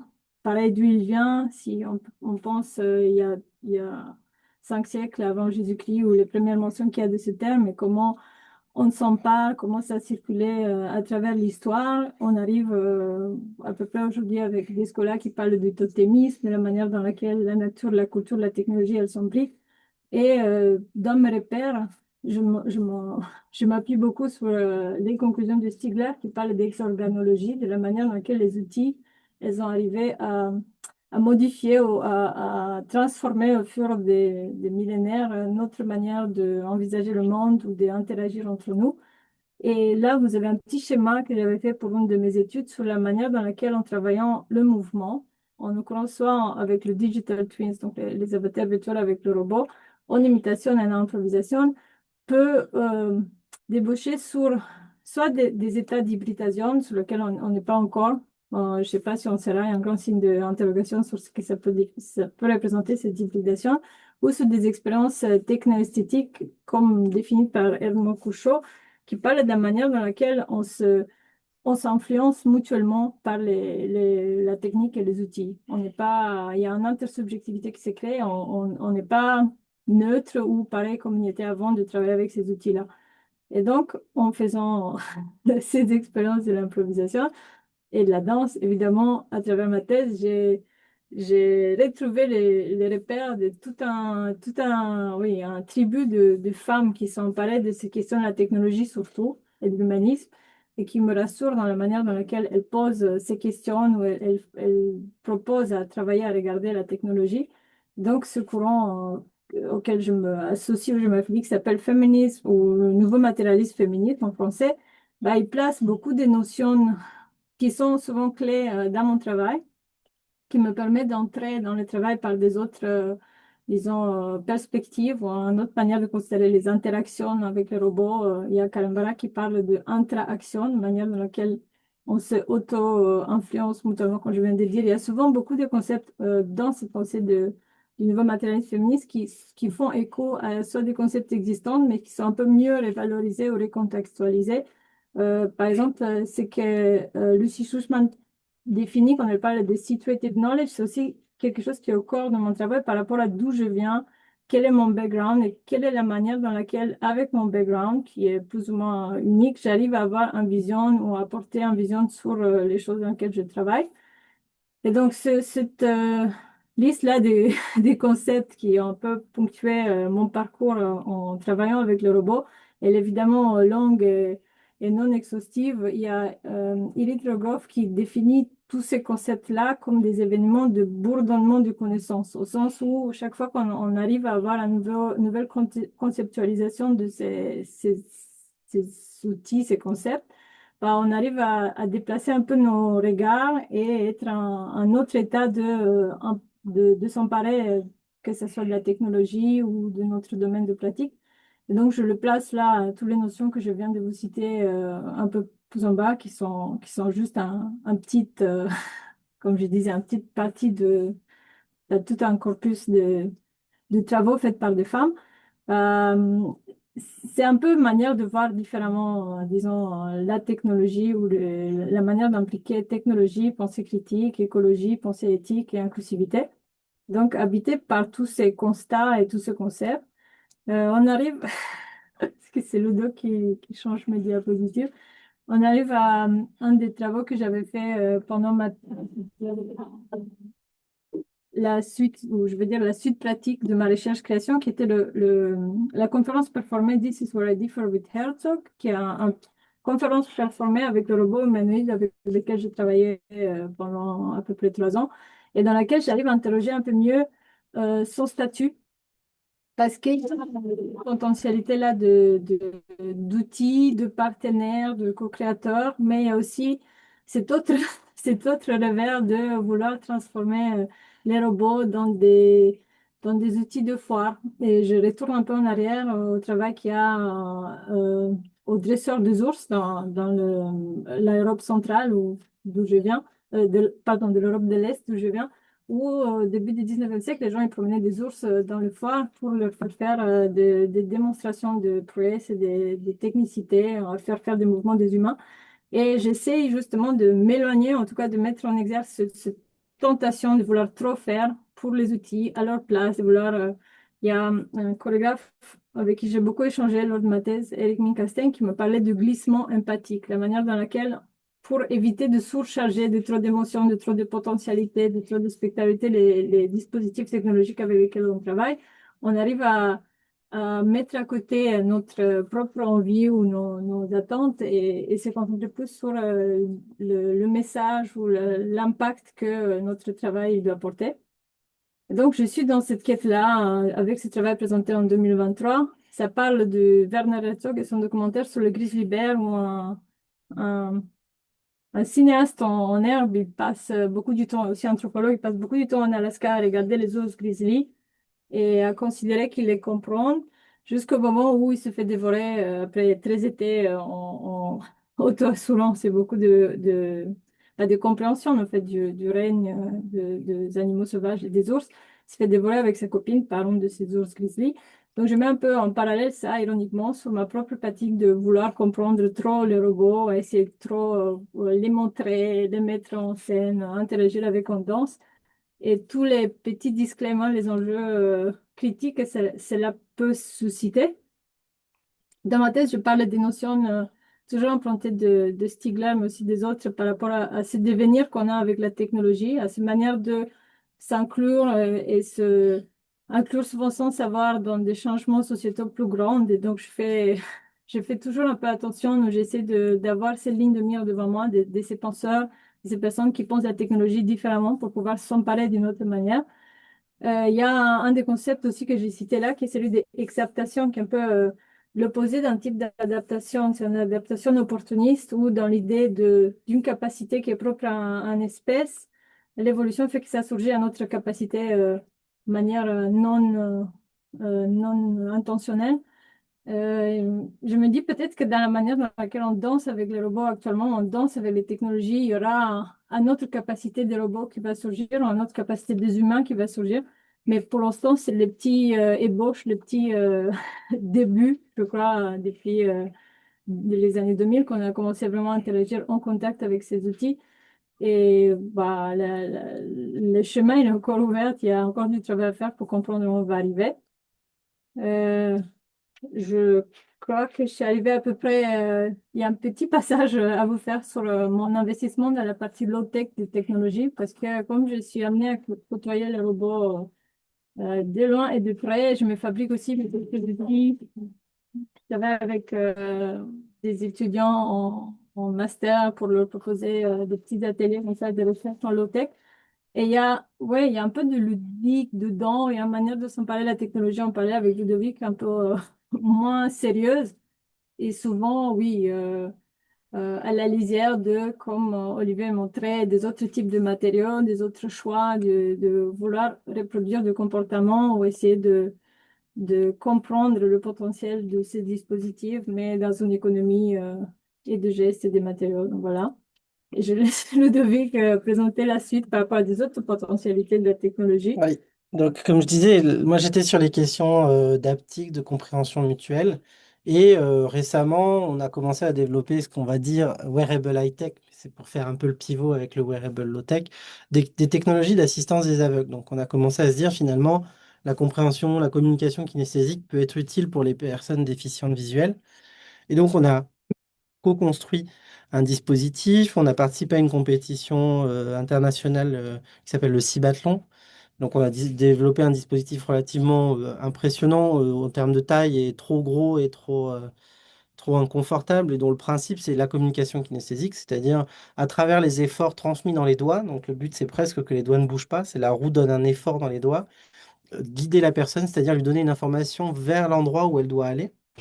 Et donc ça, c'est un peu le dispositif tel qu'on l'avait. Donc vous voyez, si on voyait une erreur sur le chemin, ben, on amenait des choses.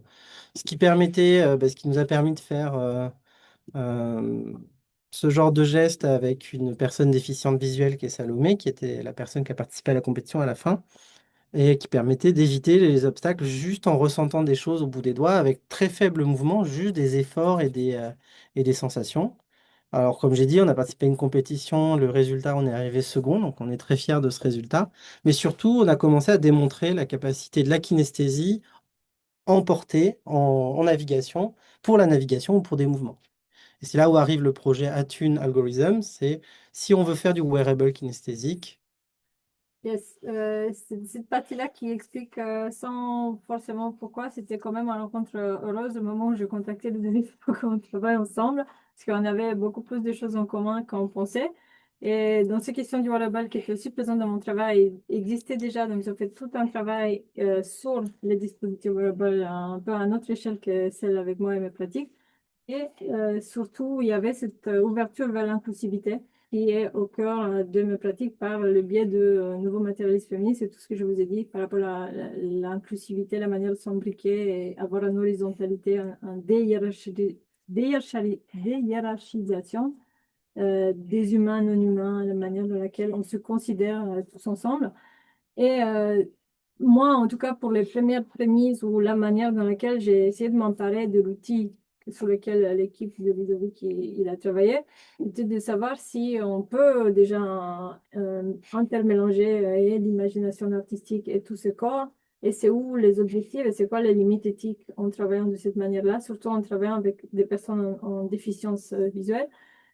Donc, c'est un peu des questions qui font partie de mes cahiers de notes de chorégraphe sur la manière dans laquelle on peut acquérir de nouvelles choses ou perdre de nouvelles choses si on danse de cette manière avec la technologie, la robotique. Cette fois-ci, le dispositif, donc c'est un dispositif wearable. Euh, le statut qu'il a actuellement dans le projet, c'est à débattre, on discute beaucoup, parce que c'est quelque chose qu'on porte sur le corps. Il est utilisé pour la navigation, pour les personnes en déficience visuelle. Et quand je me suis emparée, j'ai senti besoin de réactiver ou en tout cas introduire de nouvelles potentialités. Donc je me suis mis à faire du son avec, le déplacement spatial. Il donne suite aussi à des cues, à il construit des environnements sonores. Et cette idée-là aussi de hiérarchiser les sens et pour les personnes en déficience visuelle et aussi pour les danseurs sans déficience visuelle mais qui travaillent les yeux fermés avec nous.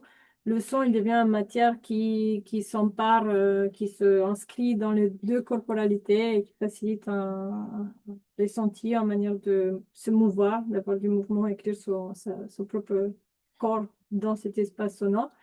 Et oui, j'avais fait toutes sortes de prototypes avant qu'on arrive à cette version stable.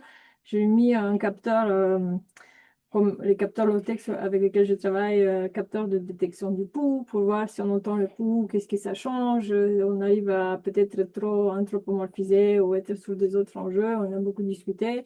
Il y a eu tout un réflexion sans que ni moi ni Ludovic on fait du design sur la question à laquelle on le porte. On avait des sacs à un moment sur l'épaule, sur la bannière. On ne vous a pas présenté ça, mais en tout cas, la forme actuelle, disons, elle est résultat de plusieurs successions d'essayages et de prototypage qu'on avait fait.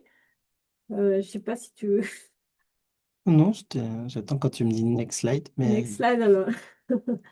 J'ai mis un paragraphe d'un écrivain japonaise que j'avais découvert à travers des stages et des recherches en danse que j'avais fait, notamment les techniques somatiques. J'utilise beaucoup de pratiques somatiques dans mes pratiques de danse et la manière dans laquelle je propose des ateliers en mouvement. Et ça parle justement de comment tu vis dans des autres corps. C'est quoi cette question de, on a plusieurs corps, nous tous, on a plusieurs corps, on a différentes identités, déjà c'est clair, mais on a aussi une manière de se démultiplier ou de se emparer des dispositifs, de se habiller, cette question-là de la corporalité, je crois qu'elle est quelque part centrale au Tune Algorithme parce que ça renvoie aussi ou ça ouvre cette porte de l'altérité, de la manière dans laquelle on se voit entre nous et on se comprend entre nous.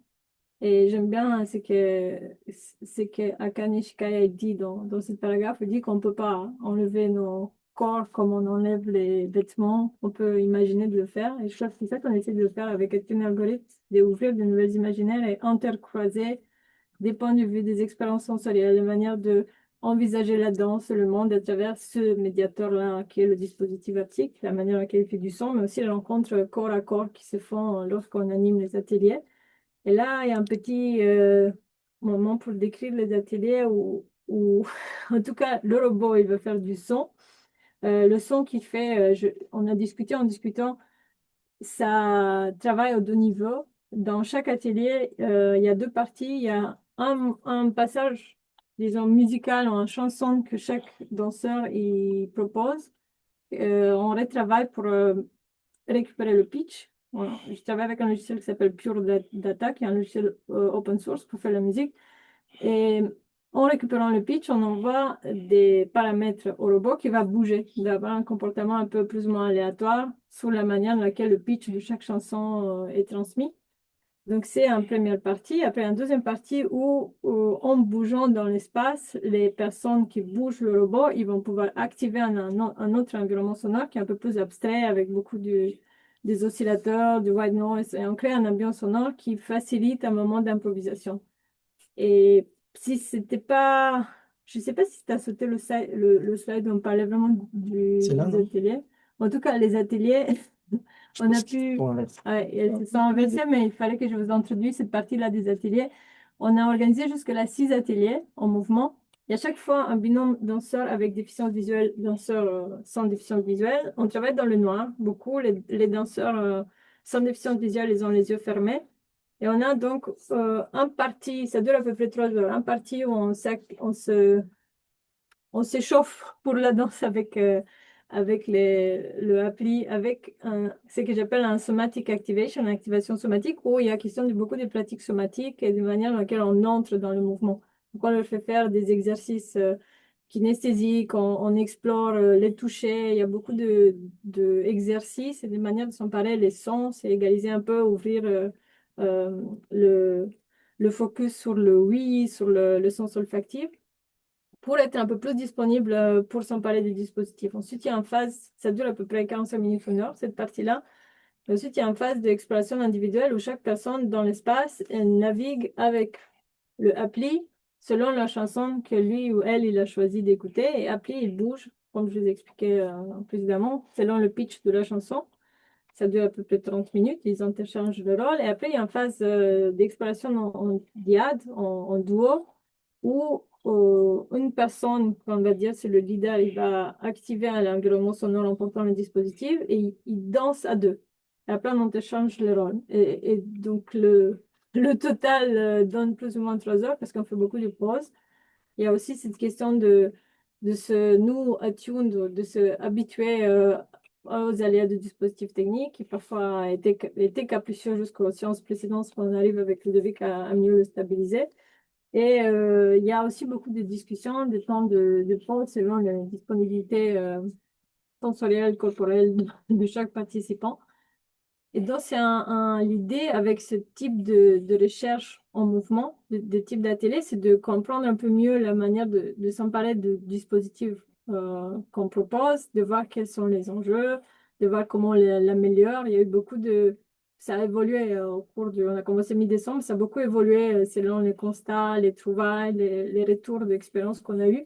Et c'est toujours en cours d'amélioration. L'idée, c'est de travailler à partir de ces vocabulaires, en tout cas la manière dans laquelle des gestes surgissent, où on se contamine en disant on imite ou pas le mouvement du robot, de s'emparer de ce faciliter, disons, pour construire en écriture corporelle et travailler sur un dispositif scénique que j'avais appelé Second Skin dans ma proposition.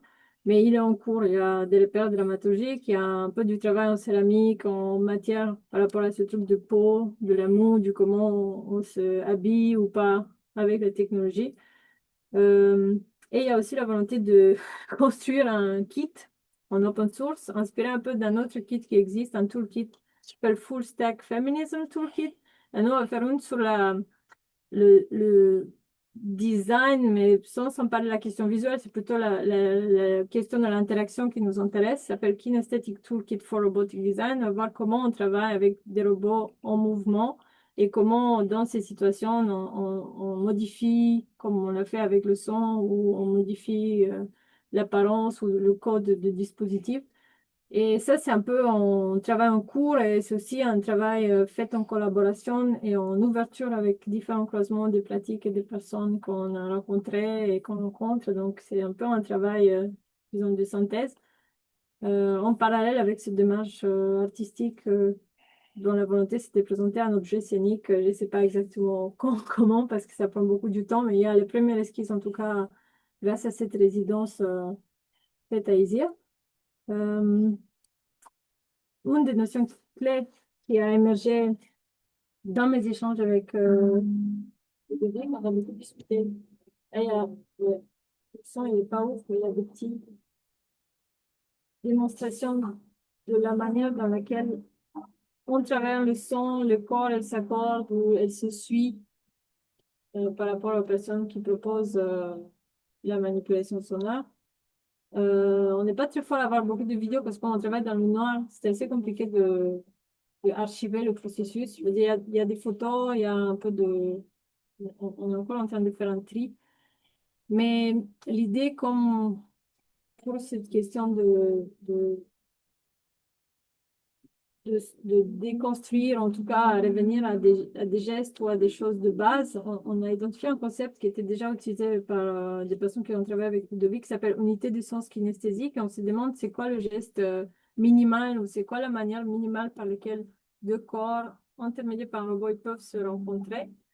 Et nous, on a aussi identifié, en tout cas, parce qu'on travaille sur ces questions tactiles et didactiques, on s'est aussi appuyé sur ce contact qui est entre les mains. Je suis en train de construire un score en partition de mouvement qui s'appelle Score for Losing or Letting Go, donc partition pour garder ou pour perdre le contact. Et ces deux contacts, c'était d'abord par la main, donc entre les danseurs qui décident à un moment en se rencontrant dans l'espace, soit de se abandonner ou se faire abandonner un contact ou de se faire perdre le contact. Une des notions clés, donc, on a identifié, s'appelle l'empathie kinesthésique en contact. On s'est dit, on a vu un peu dans la littérature qu'il n'y en a pas trop des études sur ce type d'empathie kinesthésique. J'avais fait tout un travail de mise à jour sur la manière dans laquelle l'empathie kinesthésique en général, elle est, elle est proposée dans la littérature scientifique. Il y a deux moments clés qui ont plus ou moins coïncidé dans les années 2011-2012. Une par la chorégraphe Susan Forster et un autre sur des critiques faites par différents pratiques en art, en musique, en cinéma, en danse. Ces deux livres qui sont à peu près des livres importants pour comprendre la manière dans laquelle l'empathie kinesthésique elle est traduite dans les dispositifs artistiques et sur lesquels nous on s'appuie. Et il y a bien sûr le travail d'Alain Berthoz sur les bases neuronales de l'empathie et de la sympathie. Et j'avais découvert là un passage très intéressant sur une définition qu'il donne de l'empathie selon une manière de se rapporter à l'autre. Ça s'appelle la symétrie par rotation. Et c'est très concluant au niveau contact kinesthésique. C'est au moment où deux personnes sont face à face et il y a une qui se déplace à droite et l'autre qui se déplace à droite, les deux personnes, elles sont en sympathie. Il définit ça comme symétrie par réflexion. Et si deux personnes ils sont face à face et une se déplace à droite et l'autre, pour le comprendre, se déplace à gauche, ils sont dans une symétrie de rotation. Et c'est cette manière-là qu'il a, lui, de définir l'empathie.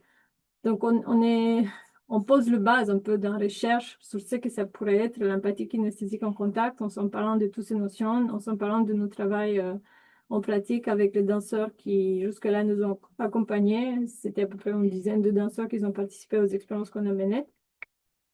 Et pour la suite, on est oui, on est en train d'envisager différentes pistes. Donc, on a des épisodes en podcast avec des intervenants de toutes sortes de disciplines qui sont pas de la question de l'inclusivité ou de l'accessibilité en technologie ou du féminisme. On a ce type de partition dont celle que je vous ai parlé, qui se concrétise petit à petit pour étoffer, pour appuyer cette idée de construire en forme scénique, second skin. Et on discute, je sais pas si tu voudrais peut-être parler aussi de la manière dans laquelle Bah, après, moi, du point de vue chercheur, le côté recherche-action qu'on développe, c'est l'occasion, quand je vais voir ou avec les vidéos, de voir un peu s'explorer d'autres dimensions, moins simplistes que ce qu'on ferait en tant qu'ingénieur sur ce que j'ai appelé ce qu'on a appelé des unités de sens kinesthésiques, c'est-à-dire des moments de mouvement qui veulent dire quelque chose. Et cette interprétation, moi, je la trouve intéressante, en elle-même, et cette exploration intéressante en elle-même pour peut-être proposer des nouvelles façons d'interagir ou de se comprendre avec les machines. Voilà. Merci pour votre attention. C'est tout. Mm. Merci beaucoup.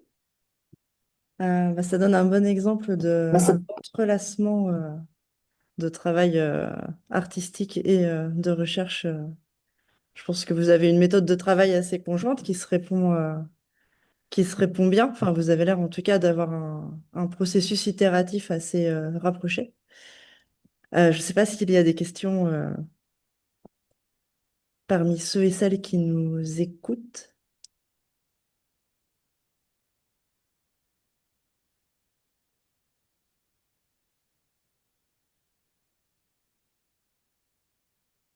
Non, pas de questions a priori.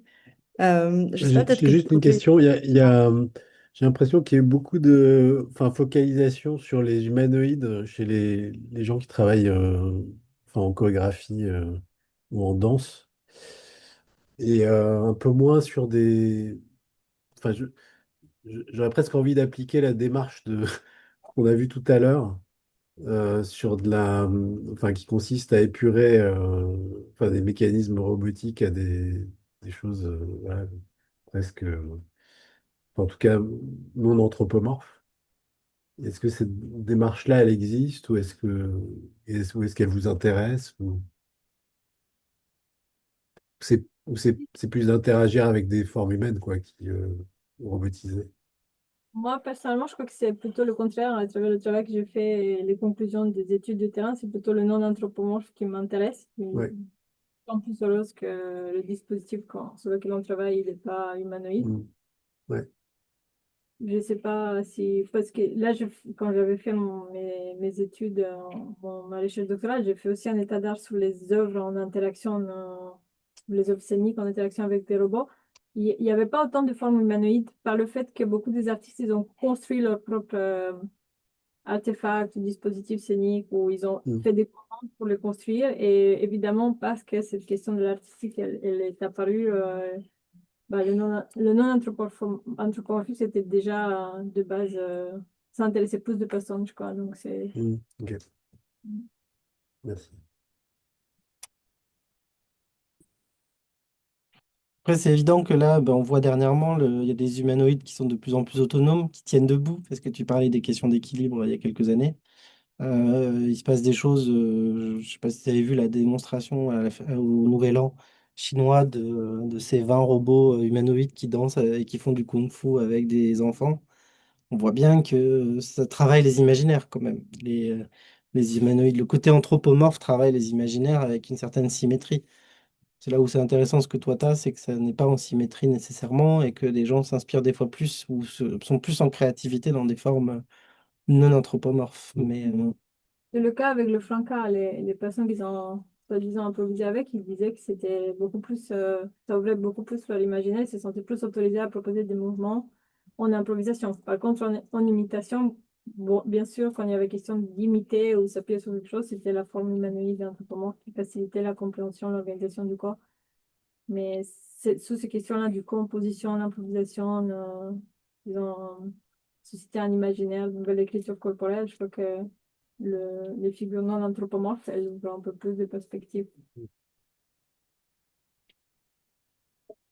Merci.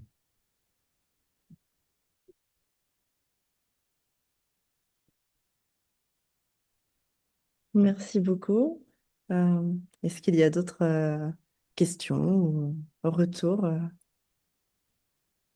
Olivier, Olivier, ouais. Ouais, On non, t'entend pas. Oui, tu c'est as bon, ton voilà, micro. pardon. Ouais. Oui, merci beaucoup pour cette présentation. Moi, je me suis à un moment donné un peu arrêté sur un moment de la présentation qui parlait justement comment comprendre comment s'emparer du dispositif.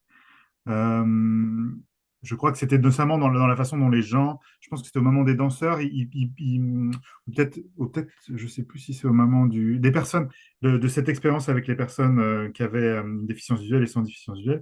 Et j'étais assez curieux de savoir comment, justement, si vous aviez observé des formes de réaction par rapport à ces dispositifs.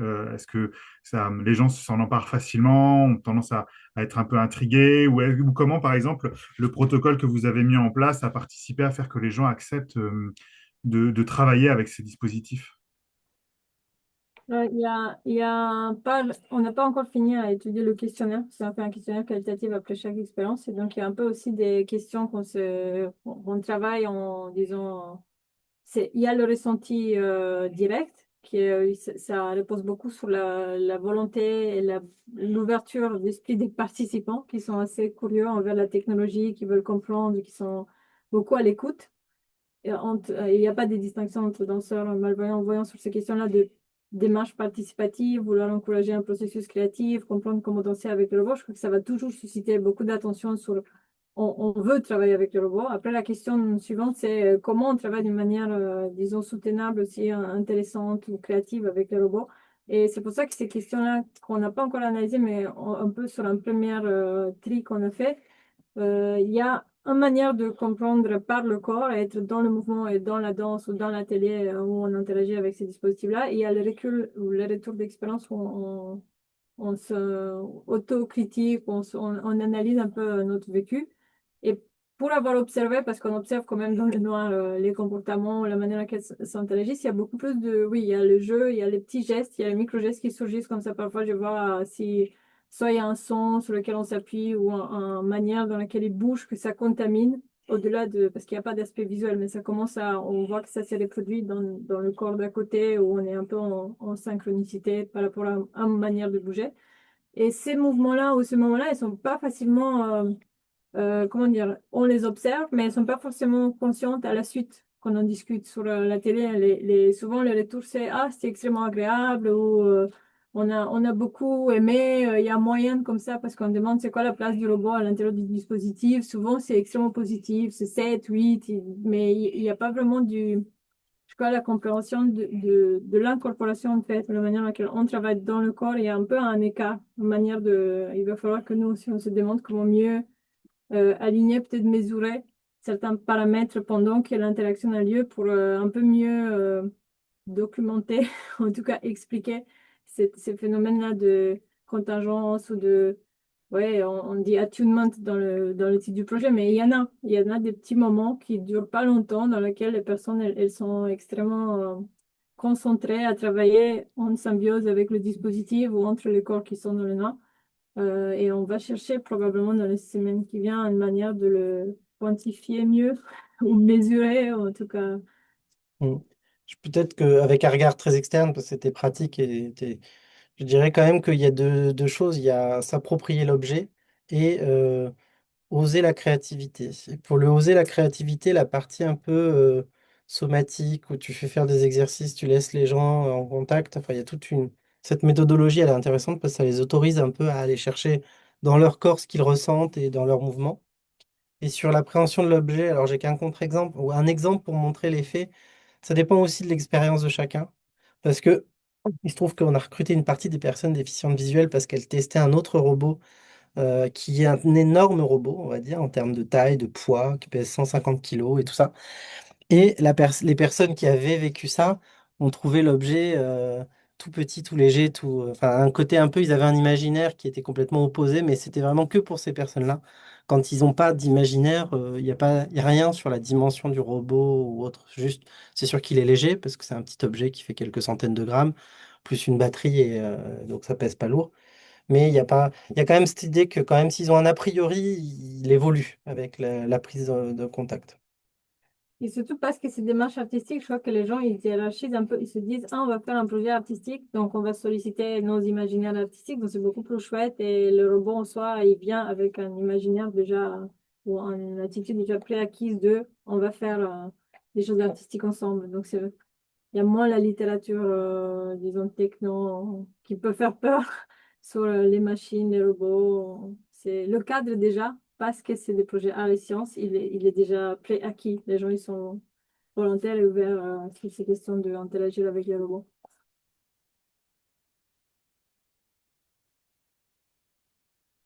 Merci.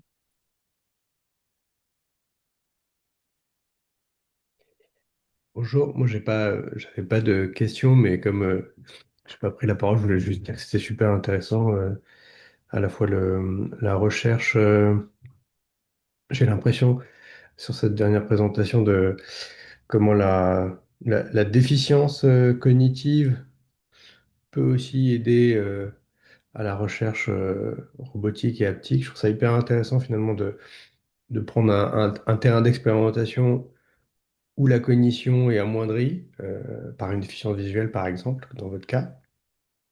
Euh, Parce que finalement, en robotique, on est tout le temps en train de chercher un maximum de points de connaissance pour être le plus fin possible dans cette motricité fine.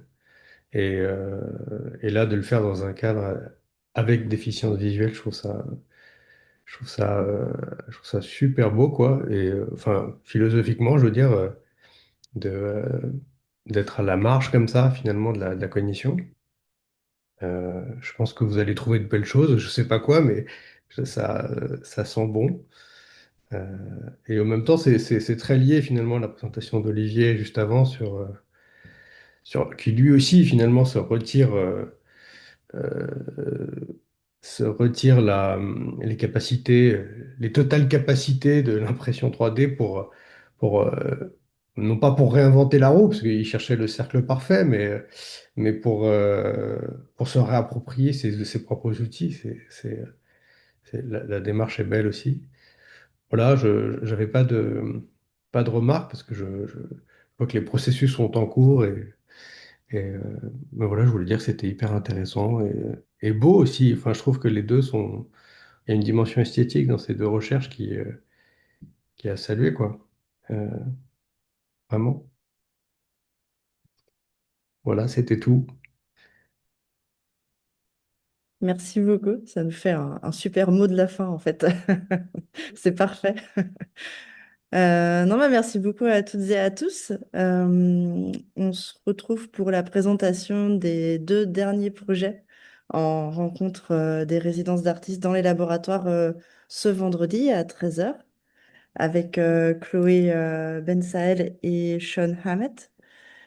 Voilà, de toute façon, ces rencontres sont enregistrées et sont disponibles sur le carnet hypothèse de la Maison des Humanités potentielles. Emmanuel, Merci à tu veux? vous.